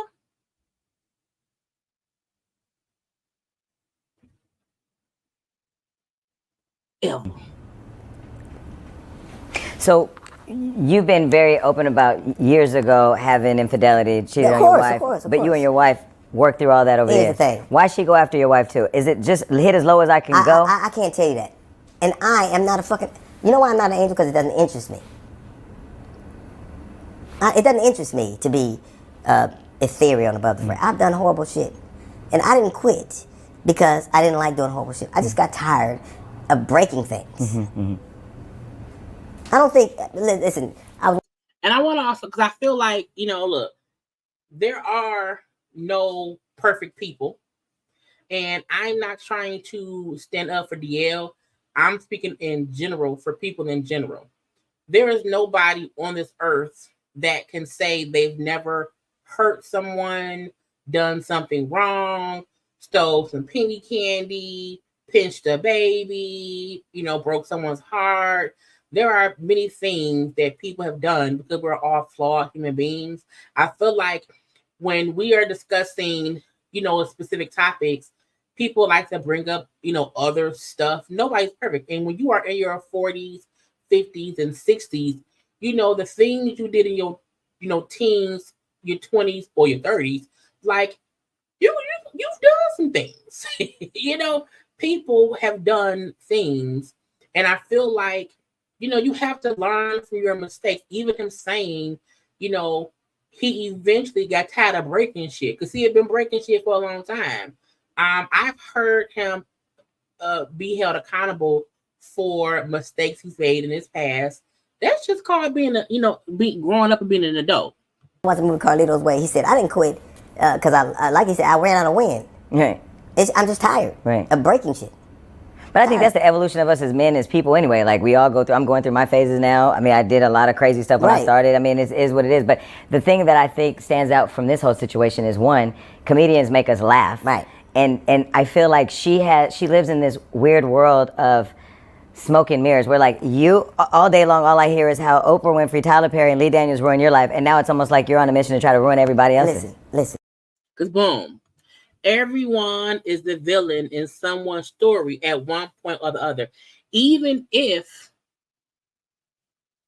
the reason you're the villain is because they just see you as the villain. Sometimes you can be somebody's villain and you ain't did shit. But to them, you ruined something for them. Monique used to be a person who we could have a conversation about, and it was about her. And now when people speak about Monique, it's never really about Monique. It's about Monique and her beefs with all these people. It's never about Monique being funny, her being a talented actress. It's always her, Uncle Daddy's son, and whoever they go and laugh about today. You know what I'm saying? And that's a shame. I have done horrible things. You know why you know I did them? Because I said it. Mm-hmm. You know why you could talk about my daughter? I said it. I hate that I did it because I thought that I was just being open, but I forgot in that instance being open hurt somebody I love. Mm-hmm. Mistake, I'm sorry. Mm-hmm. But I had no concept somebody would take that and destroy it. And weaponize it against you. Yeah. I didn't. Now, I can't say, like, it's almost like you can't say no or yes, you can't take anything back. I live with it. So it is what it is. But it is the first time I've ever said anything. It was like, damn, I shouldn't have said that. The very first time in my life. Mm-hmm. And not because I didn't mean it, because of the impact of it. Mm-hmm. Okay, but where do you get the strength to not burn the world down? Because, I mean... Well, I'm going to try to. I will burn the world down. You know, facts on facts on facts. I will burn it down. Even him admitting that y'all know stuff because I told y'all. Y'all know stuff about me because I admitted what I've done and the mistakes I've made in my life. And I think sometimes people forget to give, I won't say give credit for that, but I will say I sometimes think people forget. There's a reason that we know stuff sometimes. It's because somebody, they said it. And even him saying the reason Monique was even able to comment about his daughter was because he thought he was just being open and honest during the interview, and then she used that, openness as like get back. Now let's put up. We wanted to discuss because Monique and Uncle Daddy's son, child, they went live too. Now, I hope y'all have all liked the video. Okay, I need y'all to take 30 seconds. You got 30 seconds to like the video.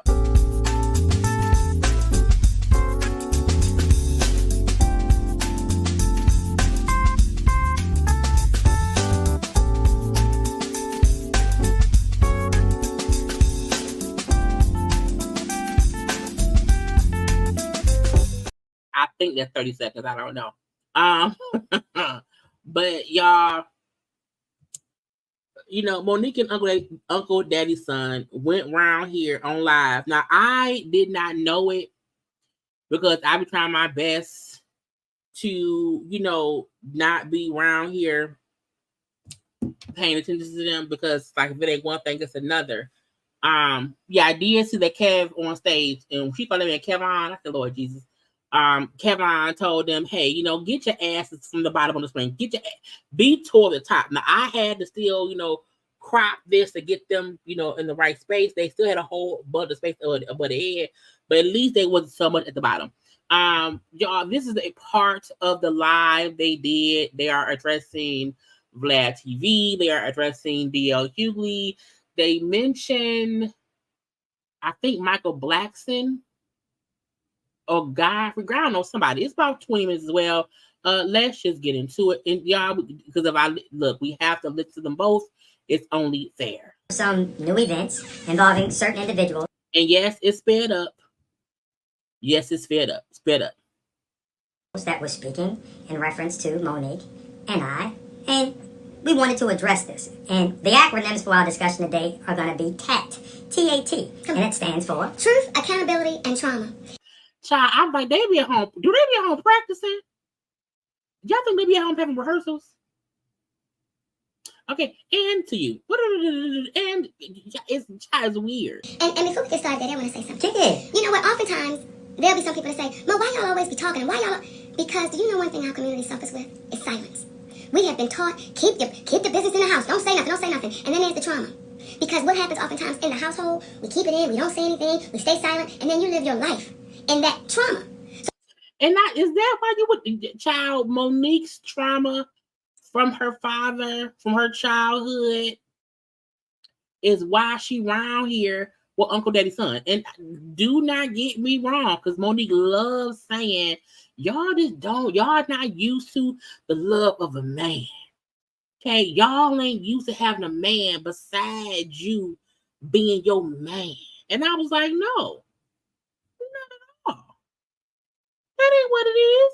Some of us that don't like your husband. It's too much.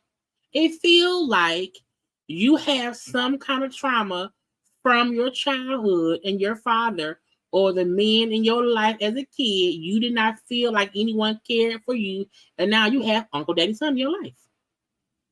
So the reason why we continue to have these conversations is because we're tired of seeing our community suffering. In addition to that, there's a level of embarrassment that we've been taught to carry. Who? Not me.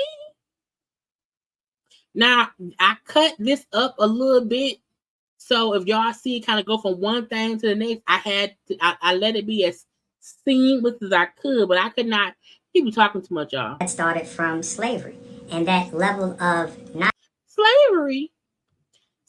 Child, the slaves like. So now why am I in it? And you could have did it. See how I get wrong because you never. Because what is like? What I do? I'm dead and gone. Child. Identifying when you have a problem, because we've been taught to get through it so we could go back to work. There's a gentleman. His name is Vlad, and Vlad since probably about 2018. Well, first of all, let me say this: I am not a fan of Vlad. I don't believe I've ever watched a full Vlad interview with anybody.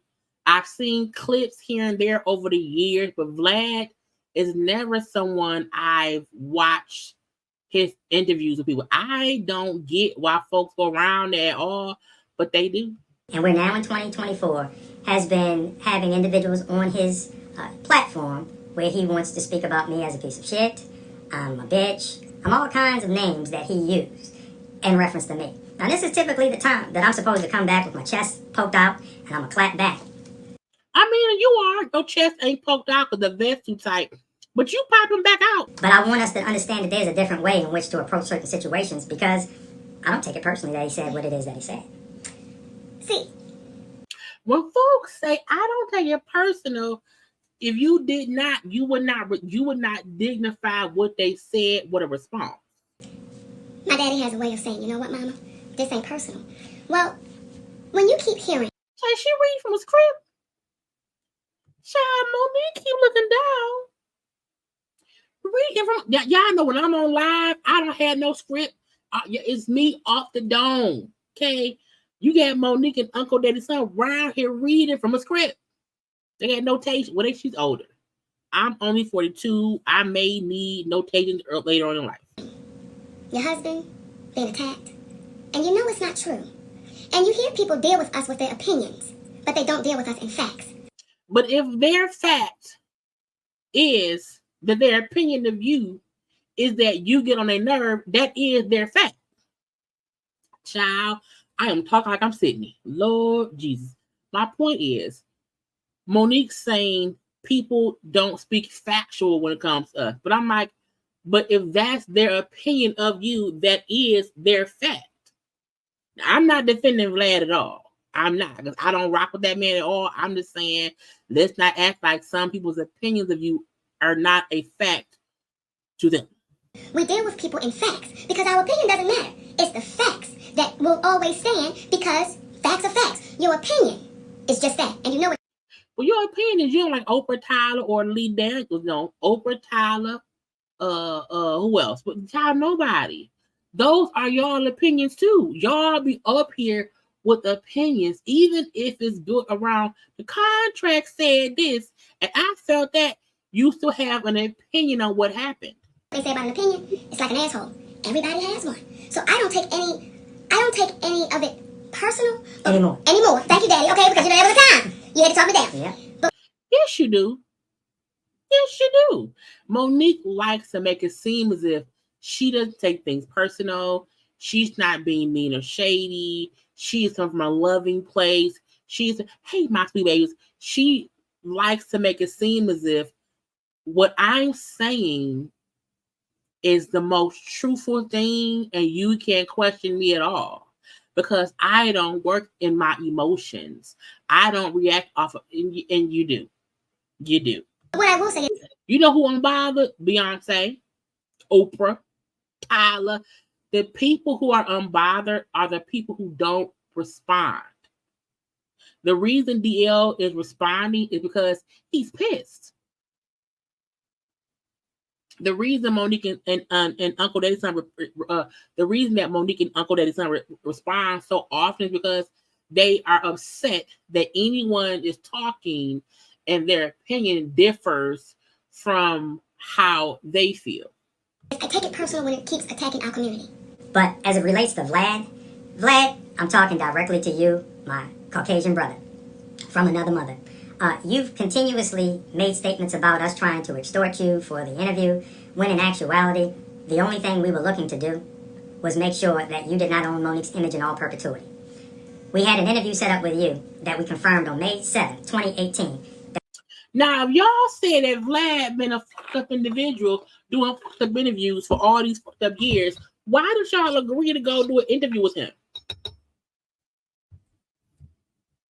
I feel like Vlad has always been who he is. So y'all agreed to go do an interview with that man for a reason.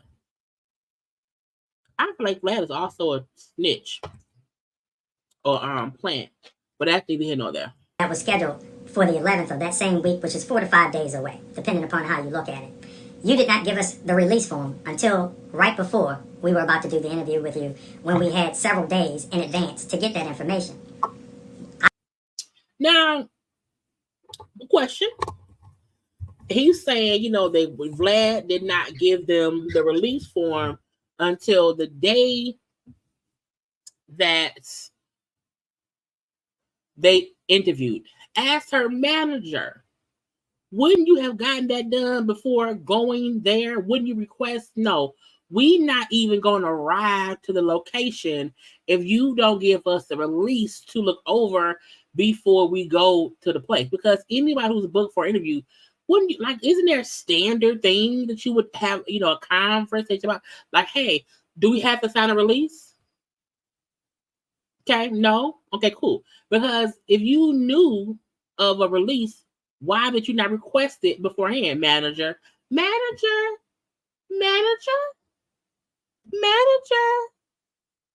You fucked up. I was taught, and we were taught, that you never sign any documentation until you're able to read that and you have somebody read it over who you trust. You also don't go to an interview that requires signed documentation that you don't request to be given to you at least 7 days in advance to have it looked over. I'm just saying. Now, I'm not defending Vlad at all. All I'm saying is, if you're saying Vlad gave y'all let's rewind a little bit. If you saying that Vlad gave y'all the release while y'all were there, why didn't y'all get it before y'all went there? You did not own Monique's image in all perpetuity. Wait, let me get back to where it was. I don't take any of it personal anymore. Thank you, Daddy. Okay, because you know there was a time you had to talk me down. Yeah. But what I will say is, I take it personal when it keeps attacking our community. But as it relates to Vlad, I'm talking directly to you, my Caucasian brother from another mother. You've continuously made statements about us trying to extort you for the interview, when in actuality, the only thing we were looking to do was make sure that you did not own Monique's image in all perpetuity. We had an interview set up with you that we confirmed on May 7th, 2018. May, okay, 2018, okay. That was scheduled for the 11th of that same week, which is 4 days later, okay. 4 to 5 days away, depending upon how you look at it. Mm-hmm. You did not give us the release form until right before we were about to do the interview with you, when we had several days in advance to get that information. Okay. Pause. As he said, that it was booked for 4 days. You know, it's going to be in 4 or 5 days, 4 days or whatever. As her manager, when you book the interview, if you want to be sure that the release that they was going to have you sign did not have him owning her image in perpetuity, as her manager, why did you not ask for it in advance? To say that someone gave it to you the day of, to me, means the manager did not get all the paperwork and contract stuff in order before y'all arrived to do the interview.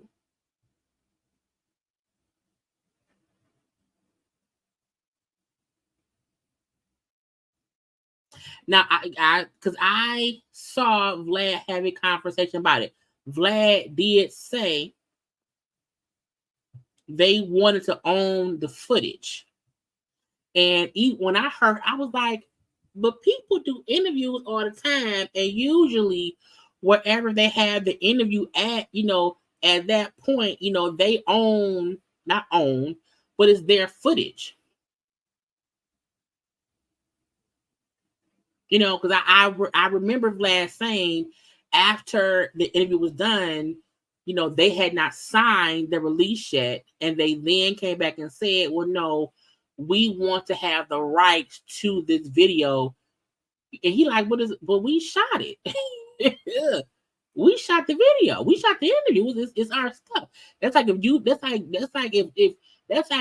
Chadwick Boseman wanted to own the Black Panther movie because he was in it. It's like, but it's Marvel, I will say that she only brings up the community when she's involved in something outside of that. She doesn't post or highlight any real things. She's not affecting the community. And I've said that before. I said Monique only wants us involved in stuff that is for her own gain. When somebody wrongs her, she wants everyone to rally around her.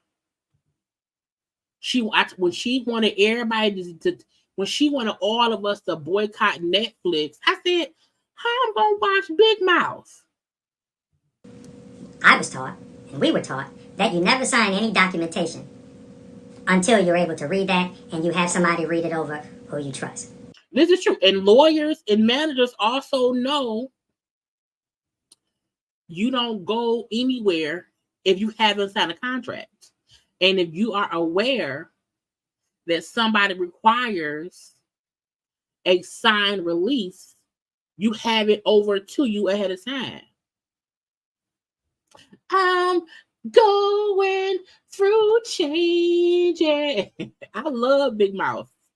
Okay, I love and the spinoff, the HR version. That's just the way you make me feel. A child, I told y'all I love it, whatever. Okay, but if I don't have I watch Big Mouth with Morty and them. Oh, freaks! You keep portraying it as if, when we told you we couldn't sign it right then, you said, well, I allowed them to still do the interview. If you remember, you had your guy reach out for Monique, not us reaching out to be on your platform. That's the point. His point, and again, I want y'all to know I'm not defending Vlad. I am expressing my thoughts about the situation between them and the dude who was interviewing with them. Okay, I am not trying to defend Vlad. I want y'all to hear me when I say that. Okay. Anyway, but when he said that the man said that they allowed them to still do the interview, it's not because, oh, well, Monique called us. The point was, when somebody does an interview with us, we have them sign a release so that the interview that we're doing with them, we own the footage. So release this interview and whatever is said in this interview, and we own it because you came to our platform. I feel like if somebody comes and does not sign a release, some places won't do the interview because you haven't signed the release for us to record this and have it be on our platform. So you were not doing us any favor in reference to allowing the interview to continue. You were trying to work it out for yourself. And when we had our attorney look at it, essentially, when we saw the language that you would own it in all perpetuity, which means once you sell your catalog, it was explained to us, and we understood it as there was a possibility that whoever you sold that interview to, along with your others, that you owned in all perpetuity, they could cut it up and use it in any way in which they saw fit. That's why when anybody does an interview, be careful what you say because it's out there.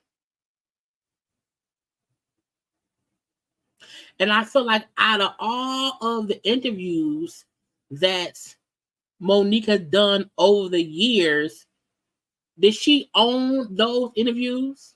Or does where she went, whether she was on The View, on whoever show, don't they own that shit? When Monique had her own show on BET, back when she had the little night show, when she had guests on, did the guests own their interview footage from her show? Which means we have no control over it. So what's standard in the entertainment industry, when you go on different platforms, they give you a licensing agreement and they ask for X amount of time in which to use this. And you either approve it or you don't. In your situation, we would have approved it. However, what happened was, once we looked into, or initially were looking to give you the licensing agreement and you rejected it because you were like, you own it, and what you did, and we were trying to have control over Monique's image, we had a chance to look at you and the interviews you had done because we didn't know you. Oh, not you booked her with somebody y'all ain't even know. Not you booked her with an interview with somebody who you didn't fact check, not a background check, not a let's see who it is. So and to me that means back in 2018, Monique was desperately, no pun intended, trying to get into the atmosphere of the interview that her husband, her manager, her uncle, daddy's son was around here booking interviews with people who he did not even know.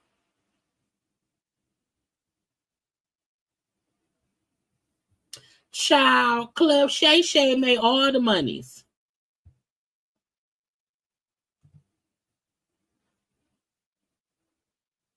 Okay. And I'm like, him saying we looked into you, and then so why did your child know where you going? We're gonna jump into the conversation or the email that you last sent to me on April 2nd of 2022. That is different. 2022? From how you've been talking about me recently. Might as well jump into it, love. Child, y'all know that child. Now they're gonna read the email. You know what, Dave? Before we jump into it, I just want to explain something to the baby. Do it. When you get to a place called Hollywood, there's no one-on-one. There's no, let me walk you through it. Let me explain to you what's happening. So that word in all perpetuity, I didn't know what that meant. I had no idea what that meant. So I'm sure there were times in my career that I signed release forms not understanding what I was signing. It's just a release form. Till you understand, when you sign that in all perpetuity, that means they own you. So I want to make sure you babies understand that's getting ready to be new to this business, new to the game. When they put something in front of you and say, sign this, if you did not go to school to read contracts or release forms or whatever, that's not what we do. So put it in the hands of somebody that would know what an all perpetuity means. So let me read this, okay? This is from you, Vlad. And we got to talk directly to you because you seem to have a lot to say, but we want to let the community know what you sent to us. Oh, the community, y'all. She calling for y'all. Monique is saying, "Hoo!" Okay, she trying to call for y'all. Sydney, in the spirit of Monique working things out with Lee Daniels, I would like to extend my hand and work things out with you as well. I apologize for what I said about you. I felt frustrated that other YouTube channels that did interviews with her were allowed to show the interview on their YouTube channels, whereas I was only allowed to have it up for a limited time. But regardless of my personal feelings, this was your business decision, and the way I reacted was unprofessional and immature. I would like to offer her $5,000 for the interview if both of you sign a release form that allows us to keep the interview on our channel like every other channel does. Then he put Sway, Comedy Hype, Breakfast Club, etc. To which she's never signed a release form for them. Never. If that number doesn't work for you, I'm open to negotiating. I still feel that this is a very important interview with an Oscar winner that discusses both her professional and personal life, especially at a time when the Oscars are being discussed. Even if you choose not to accept this, I still take responsibility for my actions and hope that we can get past this and work in the future. Congratulations on your family's continued success. Now, all Vlad said in the interview that I saw, and again, I'm not defending Vlad. We're just talking about what everybody said. Vlad said they came and did an interview, that we had our standard release form for the interview. They did not sign it and came back and said that they only wanted to allow us to use it for a certain amount of time, and we didn't want that. He then said they kept trying to get ownership of the interview that never aired, by the way. So whatever was said in the interview, it never aired at all. And I feel like even them trying to read his emails or whatever, because, and this is my thing, if I send somebody an email, I do assume it's between me and them. Now, if it gets out, I don't care. But when people try to use someone's correspondence back and forth to shame people, I feel like I see nothing wrong with folks releasing, emails or DMs or whatever to clear up confusion over what was said between, the peoples. I think that's fair. If you saying something and I'm saying something and what we saying ain't matching up, but somebody has the printouts of the emails of the conversation, yes, put it out so folk can see what was actually said. But to me, Monique and them, and I mean by Monique and Uncle Edison, they put out emails and stuff to try to shame the other person to make them look like they liars. And I'm like, when I saw Vlad say, it's the same thing they just said. And it really ain't no difference except I don't remember if Vlad said extort, but I do remember him saying like they were trying to kind of, bully badass to get Monique to get ownership of some sort of the interview. Okay. And that was the email that Vlad sent to us when he saw Lee Daniels did a public apology. Now you want to read the response? I will. Now, if Lee did that public apology a couple years ago, so if Lee did a public apology and that made Vlad say, you know what, my bad, maybe the way I talked to you or whatever wasn't right. Why y'all bringing up old shit? Everybody bringing up old shit. And just keep in mind, the reason why we're reading this is because the energy that he's giving now has gone back to, I'm a piece of shit, I'm this, I'm that, and all of that. My response to Vlad was, hello, Vlad. First, I feel like a lot of people think that, I'm not going to say that Sydney's a POS. I won't go that far. What I do think is people don't like dealing with him because he seems difficult. When things are not going their way, it becomes a thesaurus, dictionary, encyclopedia debate where words are just being tossed all around and put together to make a long sentence that don't make no sense. Thank you for the apology. However, if your expression of regret is being made in the spirit of Lee Daniels apologizing to Monique, then remember he did it publicly. That's the same place that you ironically stated the less than flattering things that you did about me. So obviously, in being in alignment with... So let's know, because he's saying, because you were saying less flattering things about me, they not saying he said anything negative about Monique. Again, this ain't even about Monique. This is about Sydney, how he feels. what is right, wouldn't the best place to apologize be publicly? As a man, please know I took no offense to your name calling, as it didn't make any sense that you would have disdain for me listening to our attorney as you listened to your attorney, and I didn't begrudge you. What does hurt my heart, though, is that our community doesn't see. Oh, not our community. Vlad is like Russian. He's not even in our community. That there are no black people who constantly bring white people on their platform to speak negatively about other white people.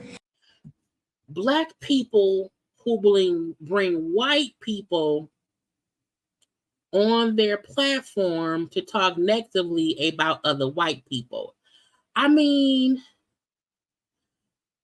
not a lot of black people be caring to interview white people. Like, I feel like I like that the black delegation tries to include as much other people from the black delegation as we can. I feel like there are some times where it's not that black people only bring other black people on to talk about other black people. I think sometimes that just what happens. But trying to make this a race issue is what Uncle Day Son and Monique does the best. They try to change the goalposts. Say, you know what? There are no white people talking about white people on a, what does that have to do with anything? Like you do as a white male interviewer with black people. Come on. Your offer of $5,000 means that you missed the point with us, my friend. You see, we are principled individuals that are not moved by money. Shit. Monique not wanting to work was because she wasn't getting paid. She wanted more money. Now, she was owed the money because it was the work. You know what I'm saying? I ain't saying that. But I'm saying, don't make it seem as if y'all don't like the monies. If spiritually, it doesn't make sense. When Monique says no to a major streaming company's offer of $500K for an hour of work, or no to Tyler Perry, who offered Monique money as his way of saying he was sorry for whatever hurt and pain he caused. Oh, here we go. Netflix only offered $500,000. Tyler Perry offered money to help Monique because Monique needs the fact that Monique turned down money from Tyler Perry and then had to borrow money from Kevin Hart is so stupid. Monique, but she declined in exchange for a public apology that cost nothing. Then why ever would she/we say yes to an interview for $5,000 or more with you? My purpose for stating the aforementioned is twofold. One is to say that no amount of money would allow us to do a show with you as long as you are a part of hurting our community by constantly perpetuating beef. And look, I still don't understand why people go on Vlad TV. I don't know. Child, it's always Boosie. And it's always kind of the same people that be on there, whatever. So yeah, I don't get the Vlad love. I do not get it at all. The second is, as a white man who dips into the black culture, it begs the question, why not use your voice and intelligence for the good of the people and speak truth versus trash, even if it may mean going against the powerful? You're a smart cat. Why not use your brains to be a bridge builder as opposed to being a divider of black men and black women? Because you are breaking down the black men and the black women, Vlad. Now, I'm not saying you're lying, but I'm like, the black people going on the show do that. But they would do that even on a black platform. Let's not act like the same crazy shit that folks say on Vlad, they won't say on Club Shay Shay or on JayLeesCorner or on Carlos King's. You know what I'm saying? People gonna say crazy shit all over the place. For the benefit of yourself and your family, please remember the universal law of return. What you put out is what you get back in return, and don't you and yours deserve the best instead of setting yourself up for beef? To that end, if you're going to apologize, do it the right way, publicly. Not for me, because I forgive you, but for yourself, being that you and yours deserve the best karmically. And now you see why they say I am so difficult to deal with. Because speaking with people directly without being emotional, disrespectful, or argumentative can be challenging to deal with, especially when it's coming from a black man. Come on. Yeah, I told y'all it is a dictionary, thesaurus, and encyclopedia word salad that puts a whole bunch of words into a sentence for no reason. That is why because all this shit he's saying for no reason. All the best to you and yours. Sincerely, Sydney Hicks. Now, when y'all hear that, and that person has these emails because they went back and forth. When y'all hear that, And then y'all still say, but why? Why talk about it? Let me tell y'all something. And for the babies that's in here right now saying, why? Then get out of here. You know why? Because constantly our community gets beat up and beat down. Constantly. And we're okay with that. We're okay to stand on the sidelines and say, since it ain't happening to me, I ain't gonna say nothing. That's not who we are. That's not who we are. And we're gonna keep speaking, and we're gonna keep speaking loudly, and we're gonna keep speaking up. So hopefully the next ones that come won't have to deal with this BS. Won't have to go through this. Hopefully they won't have to go to the white man interview. Okay? Because when Monique could not be interviewed by the famous people, did she go to any of the little people to hopefully get her stuff out? No. She still wanted to have the big interviews with people. Let me go on Vlad, because Vlad has a lot of views. Let's go to the Russian man and stuff. Let me tell y'all what I'm going through and stuff. when Vlad hears these emails, that, by the way, he gave no response to. At that point, like, for what? We've done an interview. Y'all don't want me to release it because I can't own it all. What is there to talk about? When he hears that, when you hear this, Vlad, maybe the next guest you have on your platform, you won't be so readily going after our black community. You won't. Child, Vlad gonna always Vlad. Period. That ain't in defense. Vlad is gonna always Vlad. People gonna always go over there, and I don't know why. But I don't blame Vlad for causing issues in the black community. Be so readily, well, what about this and what about that? And what do you think about this and what do you think about that? And to our people, how many times have we seen white people on Vlad? And I'm not saying there's never been any. I'm not saying that. But how many times have we seen white people on Vlad and Vlad is going against and asking what they think about other white people? Why do we keep taking the bait? Or how many times have we seen black people bringing white people on that platform to consistently go against one another? It doesn't happen. So when our brother Damon Dash speaks about culture vultures, in our opinion, this is the epitome of that vulture to our culture. Some culture vultures are black people. There's a black man named Godfrey out there. Come on, Daddy. Come on, Daddy. We called him up because, you know, that's how we do. We call people up together. The same thing you see right in front of you is what we do behind closed doors. And we called him up because of the interview that he did with Vlad. Mm-hmm. And this brother epitomized what manhood is about. Not only did he take accountability and say, you know what, I was wrong, Monique. I've always known you to be solid. And I took that man's side. And I really only did it for likes and follows. And that's on me. And that's why y'all went on Vlad for an interview, for likes and follows. Then he went on his platform. Yes. And he made a public apology. That's how easy it is when you take accountability. Yes. After you've heard the truth. So that's the part of it, taking accountability. So when we see individuals such as Tyler Perry, such as Oprah Winfrey. Oh, here we go. Why would billionaires, especially Tyler, who called Monique difficult to work with, who helped perpetuate this rumor, what child that helped her to get blackballed? You heard Lee Daniels on talking with Don Lemon in reference to it. We know it's true. Our brother Steve Harvey, he said she done burned too many bridges. I can't help anymore. But no one's been able to point specifically to the bridge that she's burned other than what she did here with Vlad, and it's saying no. And for a black woman and black women out there, they gaslight you all the time. They want not the gaslighter telling us how folks gaslight us when he gaslight us as we speak. Because what? Child. I constantly tell you how unimportant you are. Meanwhile, they need you. They need you. So don't give in. Don't be gaslit. Because for Monique to be so irrelevant and unimportant, this man has been talking about that interview for 6 years. No, he hasn't. No, he hasn't. Like, child. If Monique is so irrelevant, why has he been talking about? He hasn't. I feel like every time Monique has an issue, people bring up their experience with Monique. I think when the conversation goes to Monique being difficult, people bring up the difficulties they've had with Monique.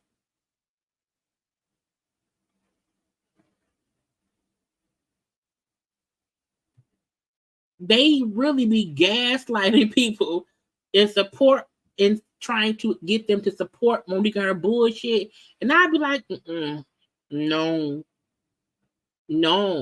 because of how relevant she actually is. And I'm gonna tell y'all something too. And it just took me there. You know why I'm gonna keep fighting, and you know why I'm gonna keep talking. I read Hattie McDaniel's story. I read Eartha Kitt's story. I read Ethel Waters' story. Y'all, let me take my glasses off and let me get to crying. Whew. Let me mention the Black women of yesteryear. The Eartha Kitt, Nell Carter. Give me a break. Isabella Sanford. Florida Evans. Let me let y'all know that I've read the stories of women who worked in a time where they were not listened to. And if I can do better, and if I can get better than what they had to go through, so the next Black woman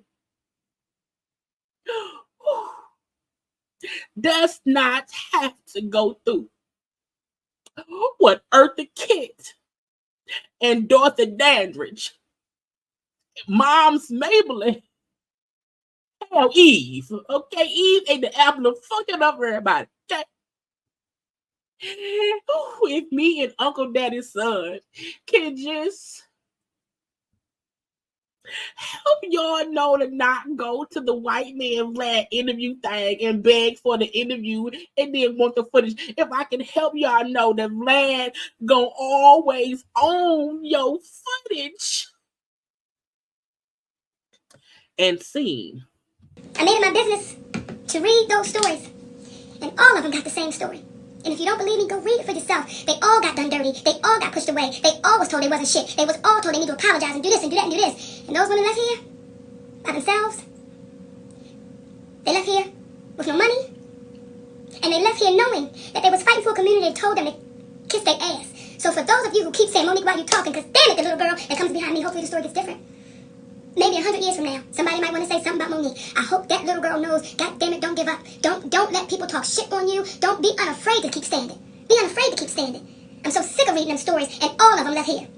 They left here. Nell Carter, all of them left here. Shirley Hiphill, all of them left. Feeling like they wasn't enough. How you know how dead women felt? They did. Mistreated. Now we know women of yesteryear, and I mean the women just in the 60s, 70s, you know what I'm saying? We know they had it very much so of completely unfair way in the industry. We do know that. But again, don't try to pull others people into what you got going on because of who you were.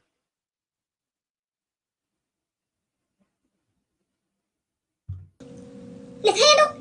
And if they do that to a woman who has won the awards, who is the first Black female comedian to have a sitcom to go into syndication in the last 5 years, pardon me, to do what it is that she's done, what are they going to do to you at your job when nobody knows your name, nobody knows your plight? They know my name at work. People are afraid to stand up because you're just a Black woman. That's all. And Black men, we got to understand this. Let us stop demeaning and going against our Black women and then ponder why we get mistreated. What are we going to get treated like? But wasn't Monique the same one talking cash shit about Tiffany Haddish because Tiffany Haddish ain't married? So it's okay for y'all to talk cash shit about people that y'all don't like, but tell the other people, don't do that. Be supportive. We condemn and put down the very woman, the Black woman, that birthed us into existence. My mama birthed me. I don't be fussing with my mama. And for the Black women, let me be clear. Because I see some of your comments. Oh, and then you can see that, baby daddy, because it's right there. Okay. Okay. When I see your comments and y'all are saying, why is he speaking? That tells me a lot. That tells me either, number one, you don't have a man at all, or number two. Not what? Oh, so if anybody wonders why he always talking, that means you ain't got no man. Two, you don't trust that man that you have. Or you don't trust the man that you have. So if y'all want to know why he keeps speaking, because he's supposed to. That's what kings do. So for the ones that got anything to say about it, you've never experienced a king, because when a king is talking, I don't need to talk. when the king is talking, I ain't gotta talk.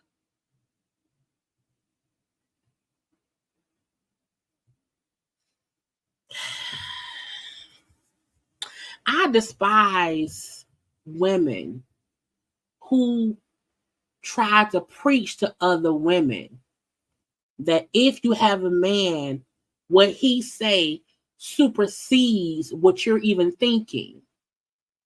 So when he's talking, you can just shut up. Now, there's a difference in saying when he's handling what needs to be handled for all the right reasons, yes, I don't need to speak up. However, when it's my turn to just speak up for myself and to have my own voice, because I remember women of yesteryear, especially Eartha Kitt, not needing or wanting a man to speak for them.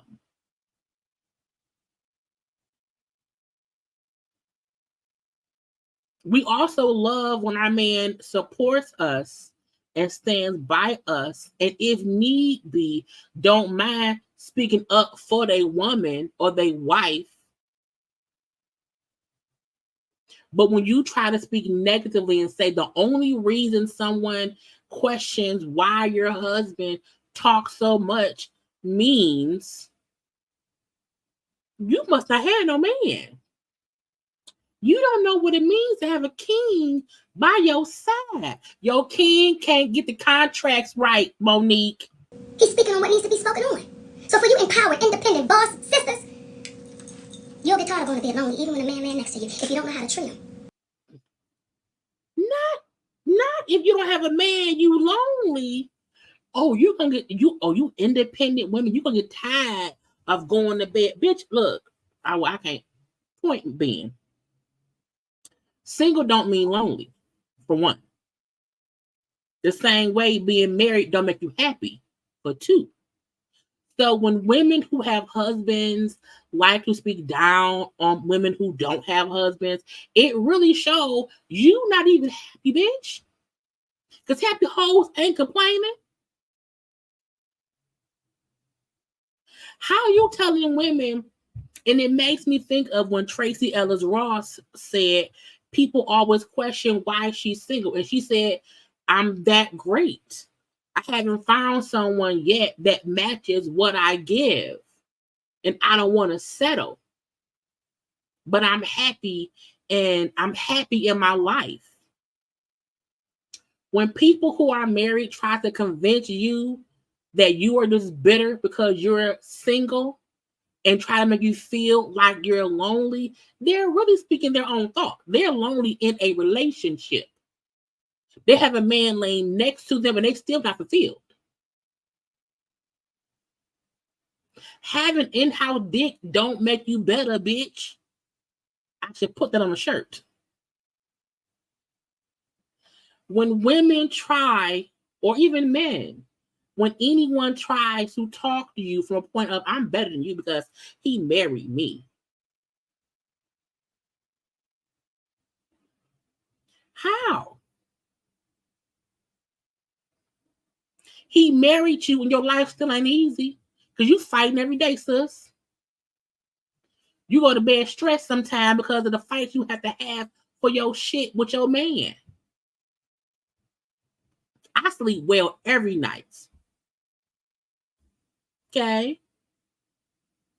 A lot of women who are single and not lonely, okay, who are single but not lonely, are fine.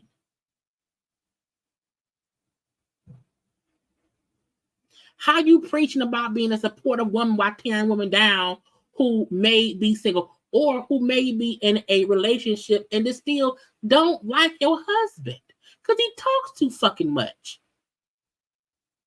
And sometimes talk too much also means he used too many words. I can tell Sydney ain't never been swallowed up by Monique. Both of them ain't been swallowed by each other. Because of how they act. And you've set no standards for yourself. That's why y'all have a problem with mine sitting next to me. I'm thankful that he's sitting next to me. I'm thankful that he says, you know what, mama, as long as I'm here, you ain't got to fight. But you fighting still, man. He had you fighting the same fight you've been fighting for 10 to 12 years. You not Nelson Mandela fighting for apartheid freedom? You ain't Serafina around there fighting with Whoopi Goldberg to get the people from Child. You ain't seen Serafina watch it. You know what I'm saying? Y'all not on the front lines with the bloodlines. Y'all not out here MLKing it, Malcolm Xing it, Medgar Evers in it at all.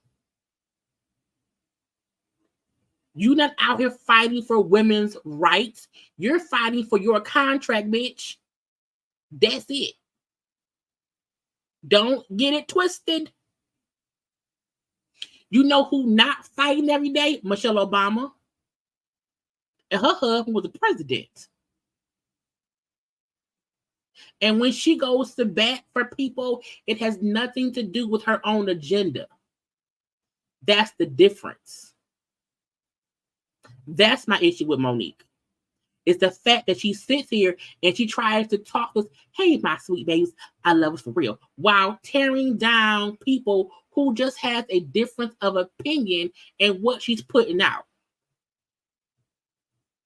And like Selena Johnson said to Nikki Gilbert, it is a special place in hell for bitches like you who cause discourse between women.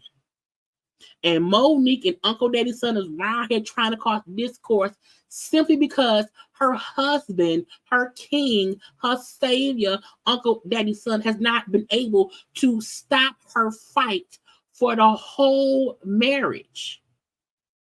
And she's not even fighting for civil rights. Bitch, she's fighting for a contract. She's fighting for money. Monique can say all she wants. It's not about the money. I want this a public apology because you want a public apology because something somebody said costed you money. It's still about the money. You pissed at Oprah because it costed you money. Roles you wanted. It's about money.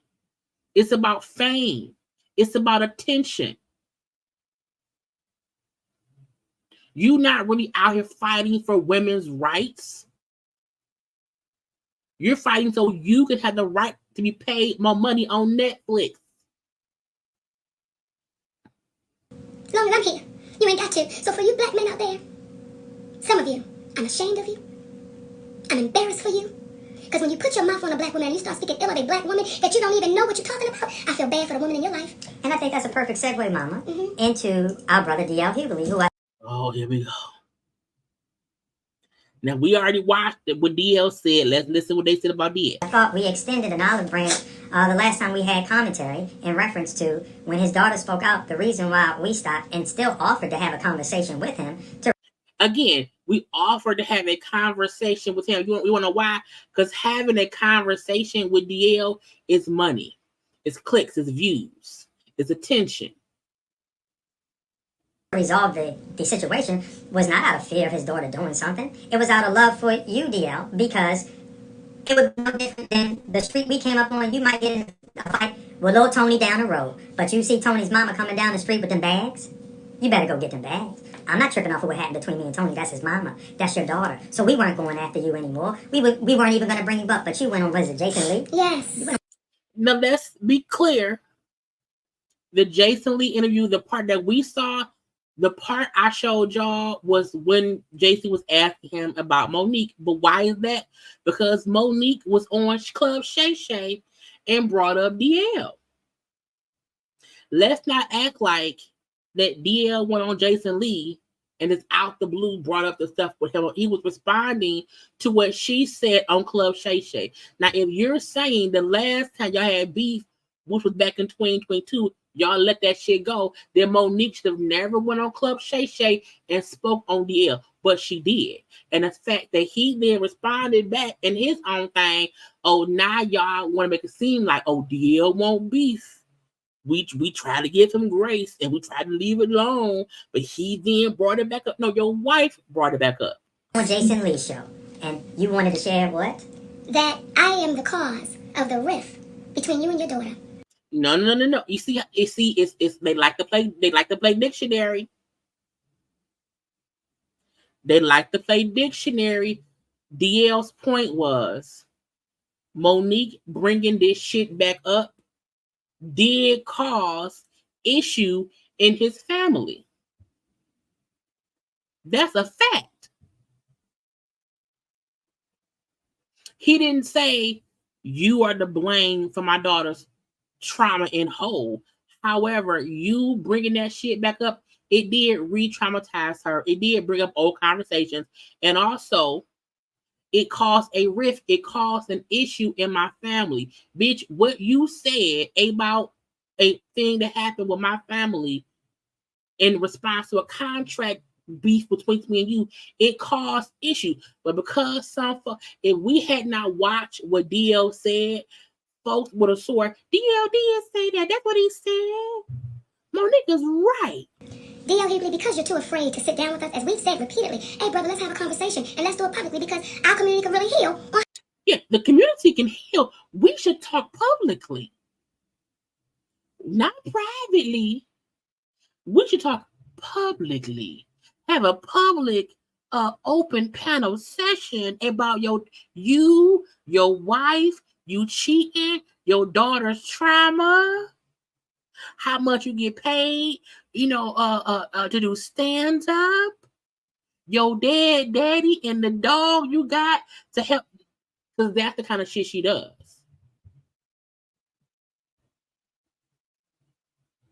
And this is why we have watch along, because sometimes if you just sit and listen to what folks say and you don't remember the original issue and the origin story, they can trick you into thinking that they are the savior.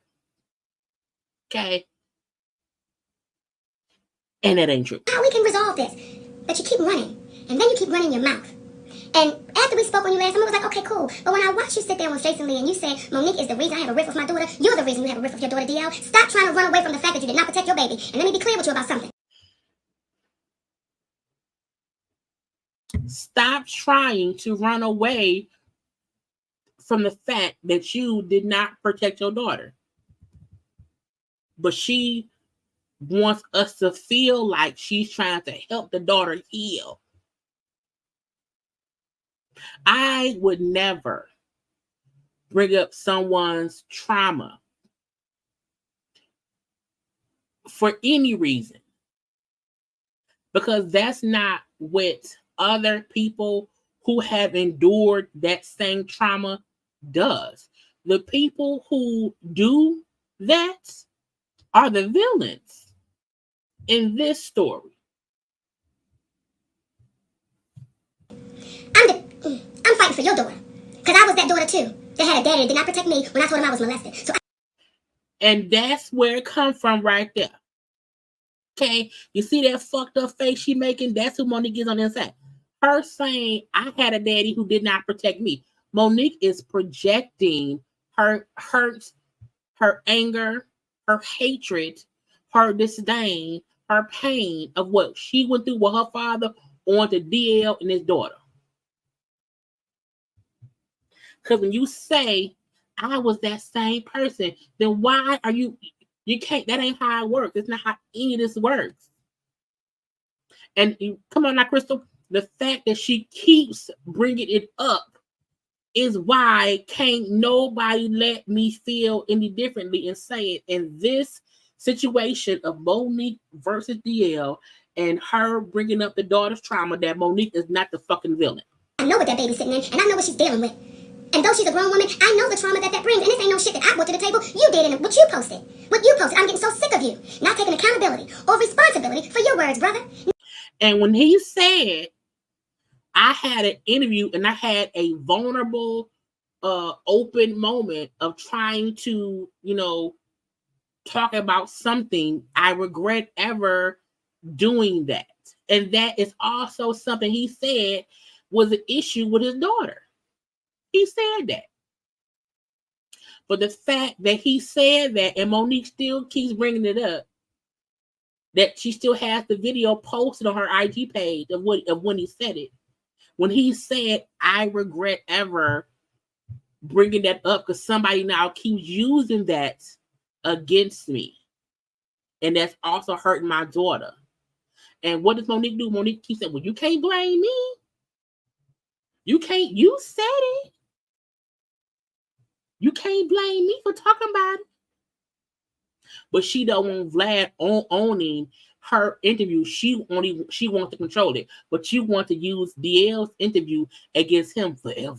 Never would I try to hurt your family, your wife, your daughter. That's not even in me. Because she never said it's in you, all over you. anything about them. She only spoke about you. I spoke about you, but it shows You spoke about his daughter. too the lack of manhood that you had to try to put it off on your wife and your daughter. That's the lack of man. And then I'm getting sick of you making these comments about who's daddy's daddy. And well, who is daddy's daddy? And as if I'm with a gay man. Now, there has been rumors about Sydney being look. If Sydney like a little dick on the side, I like dick on the side too. We had that in common. Now, if he's not gay, then that's fine. But if he is, and if he like a little freaky dicky, if he like to be swallowed up by a man or woman, that's that man's business.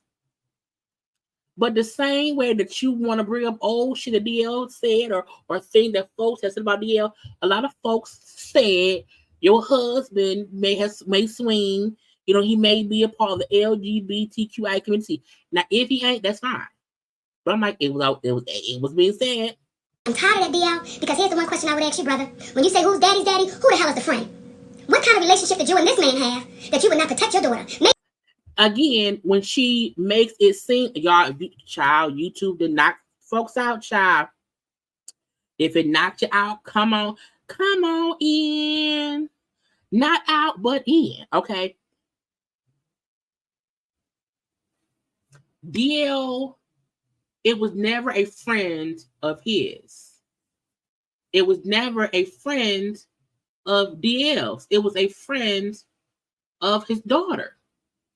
That's the get you gotcha that Monique don't even have the details right. But when she says stuff like he let his friend, so people believe DL allowed his friend to do stuff. Because she keeps running with that narrative, even though he never said that. Ever. But Monique keeps repeating that, which makes people think the daughter went through something she didn't even go through. It was never his friend. So for her to say, who's your friend? That you did not, child, again, lies don't tell the truth ever. Maybe that's why your daughter's having a problem with you. Because the reality is setting in that you love a man and you don't want to inconvenience your relationship with this man. So when you Was it a man? I'm sorry. You're right, Daddy. He said his friend. So we don't know. And DL, see, you keep playing. Who's the friend? Say the name to make sure that friend doesn't do it to anybody else. Who's the friend? Or are you still so in love with this friend that you're going to protect the friend? Child, he cleared it up. After all of this happened, DL went and told the full story. It was never his friend. His daughter came and told him her friend, who the family knew, her friend, who was also her age, and what happened. It still was a violation, but she's running with this narrative that it was a friend of his, and he protected his friend over protecting his daughter. And she know that ain't what happened. But she also knows folk will run with a lie faster than the truth. See, I don't mess with nobody, y'all. That's not how I'm built. But when you keep putting your mouth on me and you keep running your mouth, I'm not the one that's going to back down, DL Hughley. In addition, if you notice, Monique has not ever spoken in reference to anybody's business. When they asked her about Will and Jada on Tigger, what did she say?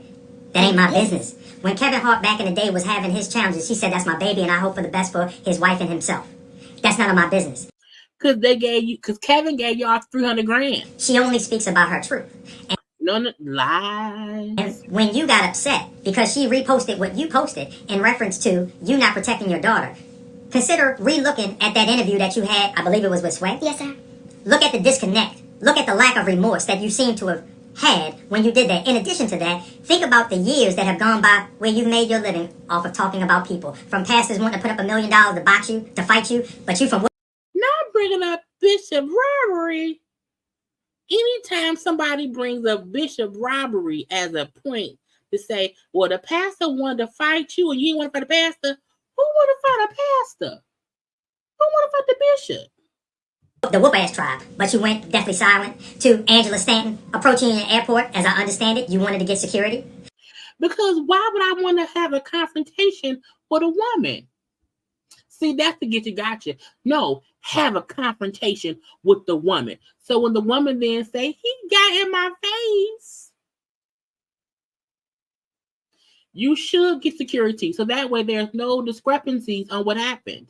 Please get this woman out my face. Phaedra, get Apollo. From the black women who were ridiculed on by Don Imus and called them nappy head and ugly. Nappy head hoes. Nappy head hoes. And you went on Jay Leno and you said, well, I'm not saying they hoes, but their hair was short nappy.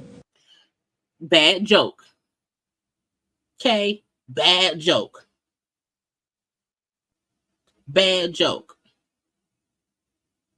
When he went on Jay Leno and said they not hoes, but they heard that bad joke. Brother, you have a history of not protecting the black woman. And now it is embarrassing to you that she highlighted what you did in conjunction with the original problem being that she was on your platform, came to you after the young lady Jasmine played the game of Would You Rather Here we go. Your husband sleep with Lee Daniels with a condom on or Corinne Stephens with a condom off. Here we go. And then she comes to you and it says, Brother DL, what we doing? And you say, that's just the way we do it. That's the fucking game. The problem is you can't be Malcolm X one day and then David Duke the next day. You can't be Medgar Evers one day and then you Strom Thurmond the next day. Either you're going to be for your community or you're not. Pot me cattle. So the truth, accountability, and trauma, and the reason why there's a level of ease, and I'll never say a bad word about you, I'm only sticking to the facts. The reason why people constantly talk about other people, because oftentimes there is an unaddressed trauma that you've experienced, DL, which may explain why you're sitting on a man's platform in a clear daylight with dark shades on. He might like sunglasses. It's probably bright in there.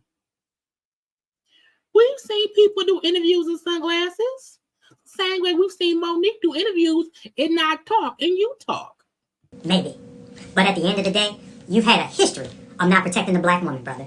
And that's what she's addressing. So when she said, essentially, I feel sorry for your daughter, I feel sorry for your mother, your wife, do you not understand why? And there are other items that happened, that took place. But how do you nicely speak about the infidelities? How do you... Oh, yep, let's bring up him cheat on his wife.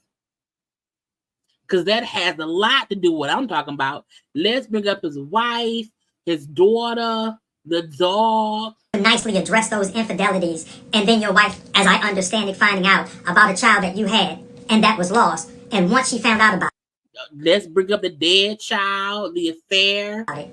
That child no longer existed. Now someone will say, oh, that's low. That's the problem with our community. See, when people... Why bring up the dead child? To say Monique don't bring up other people's stuff while sitting up here bringing up other stuff for DL. What?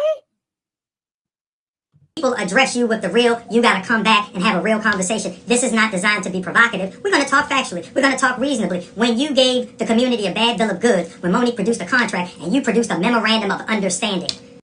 Again, let me go after DL and not the fucking janky ass promoters who booked both of y'all as headliners, but DL went last. I'm just saying. Come on, brother. What I would ask our community is look up what a memorandum of understanding is and ask yourself, why would Monique produce a contract that shows she was the headliner of the show? If she had a contract, why didn't she go last? Manager, if your client had a contract as a headliner, and all he had was a memorandum, why did Monique not headline? And this man would produce a memorandum of understanding. And last point about you, Brother DL.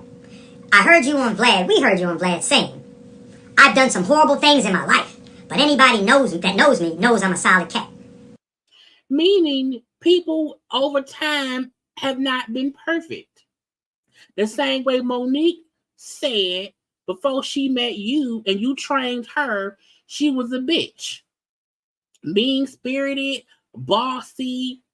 You told her she had friendly pussy because she had fucked a lot of folk. You said that. So is Monique now the same Monique she used to be? When people try to make it seem as if folks can't admit, I was not a good person before. I was a cheater, a philanderer. I did all these bad things or whatever. You know what I'm saying? And I'm now older and I'm a little bit better.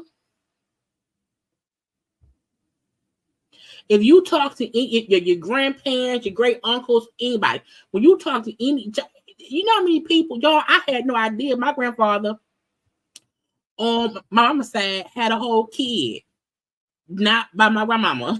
Because back then, a lot of men was around here doing whatever. They kids then thought they can do whatever. And it ain't until recently that women like, you can't do whatever to me. So let's not act like over the years of time, people have not been who they were and then grew to be different. If you talk to any old person, they would say, shit, back in the day, I was cheating on Bertha. I was fucking around with Sheila. Me and Bernadine was banging too. And your grandmama was mad. You know, your grandmama and Bernadine, you know, got into a whole pushing match. You ain't know about that? Beatrice, you know, was messing with your uncle Benny. What? Really? Yeah. Your cousin Junebug, that's Beatrice shot. You know what I'm saying? It confuses me when folks act like we don't know. But that stuff nobody talked about when granddaddy cheated on grandmama or vice versa. Where there were people having whole other families around here. So when people try to act like, oh, DL Hughley, and I'm just talking in DL Hughley admitting that he was not a good husband is a shocker.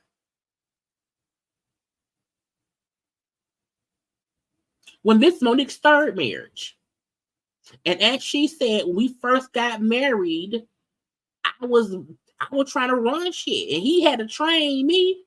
He had to raise me.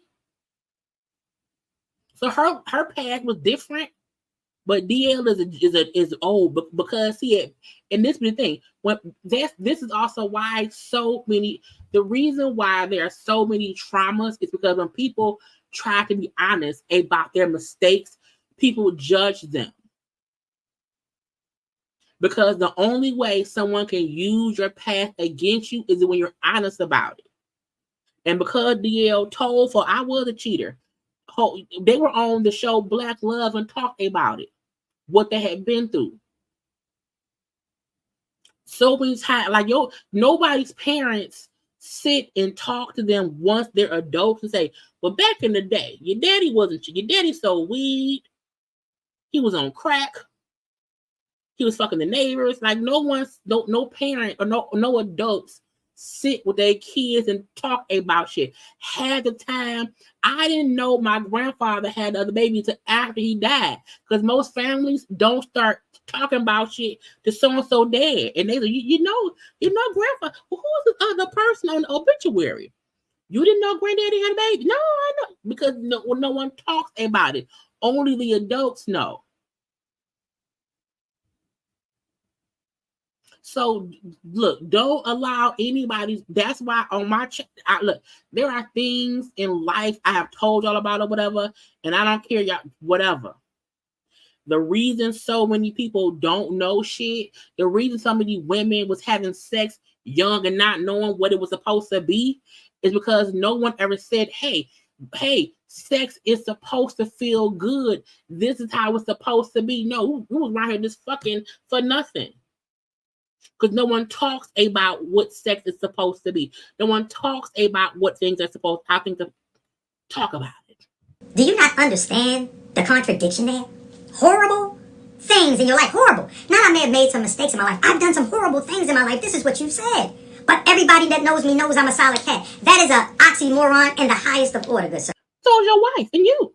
So what happens is our community is so used to hearing and not listening that they're not paying attention to what it is that you're saying. Go ahead, Mama. I'm sorry, Daddy. And don't get caught up by the negatives. This conversation is for the positive. This is the gaslighting, saying this is for the positive. This is not negative. Conversation is for those that hear it. And for those that hear it, be unapologetic when you know you're standing in the truth. For those that hear it, be unapologetic that you are not backing down. Be unwavering, unflinching. Because if we continue to be that, it may stop the bully. It may stop the person that believes they're so powerful, I can do and say anything to you. So for the ones that can hear us, that's listening, be unafraid, baby. Because we get one ride that we know of. Just one. That we know of. We get In one this ride. form. In this form. Child, I'm done with them. It's only about 5 minutes left and I'm done. I cannot.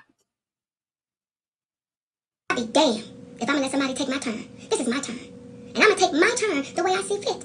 Take yours, baby. Monique, and this is what angers me because folks feel you so wrong, Jaylee. Why you don't like Monique? You a hater. Why you always hating on Monique? And I'm like, this right here. This right here, I can't rock with this. I can't. I cannot. At all.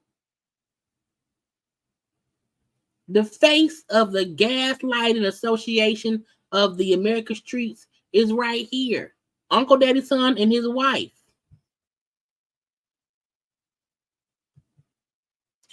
You can't bully people into liking you. You can't bully people into feeling like you right.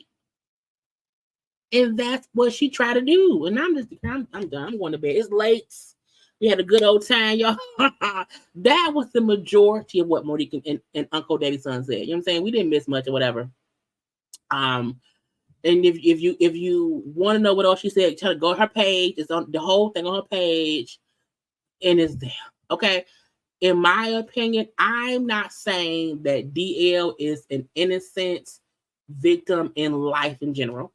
I'm not saying that Vlad is this great interviewer who is never wrong. Monique and her handling of her upsetness with DL and then bringing in his daughter's trauma, him cheating on his wife, the dead son. If y'all don't see she's the villain in this story, then you know what I mean, y'all a little bit delusional. Little bit, y'all. But I hope y'all had a good time. Like 3 hours, a 3-hour tour. We had not had 3 hour 20 minutes. Okay. I may go live tomorrow if stuff pops up. I'm not sure. I'll probably still have content available. So y'all know YouTube has been funny acting. Go to my channel because it's probably content that y'all ain't even know was there. Okay, I got a few premieres stuff. Go look and see. Now, look. Subscribe to my channel around here. You know, follow me on social media at JayLeesCorner on IG, Twitter, and TikTok. Okay, I appreciate y'all for being around here. We had a good old time tonight. Okay, I love you all. Be safe, be safe, be safe. Again, I'm always on my channel. Come on around and see what we got going on. Okay, be an active JayBird and watch the content, okay? Sleep well, y'all. And remember, do not let Monique gaslight y'all with her punk ass husband into thinking that you need a man to speak for you. You can also speak for yourself. Okay? I gotta go. I love you all. Bye.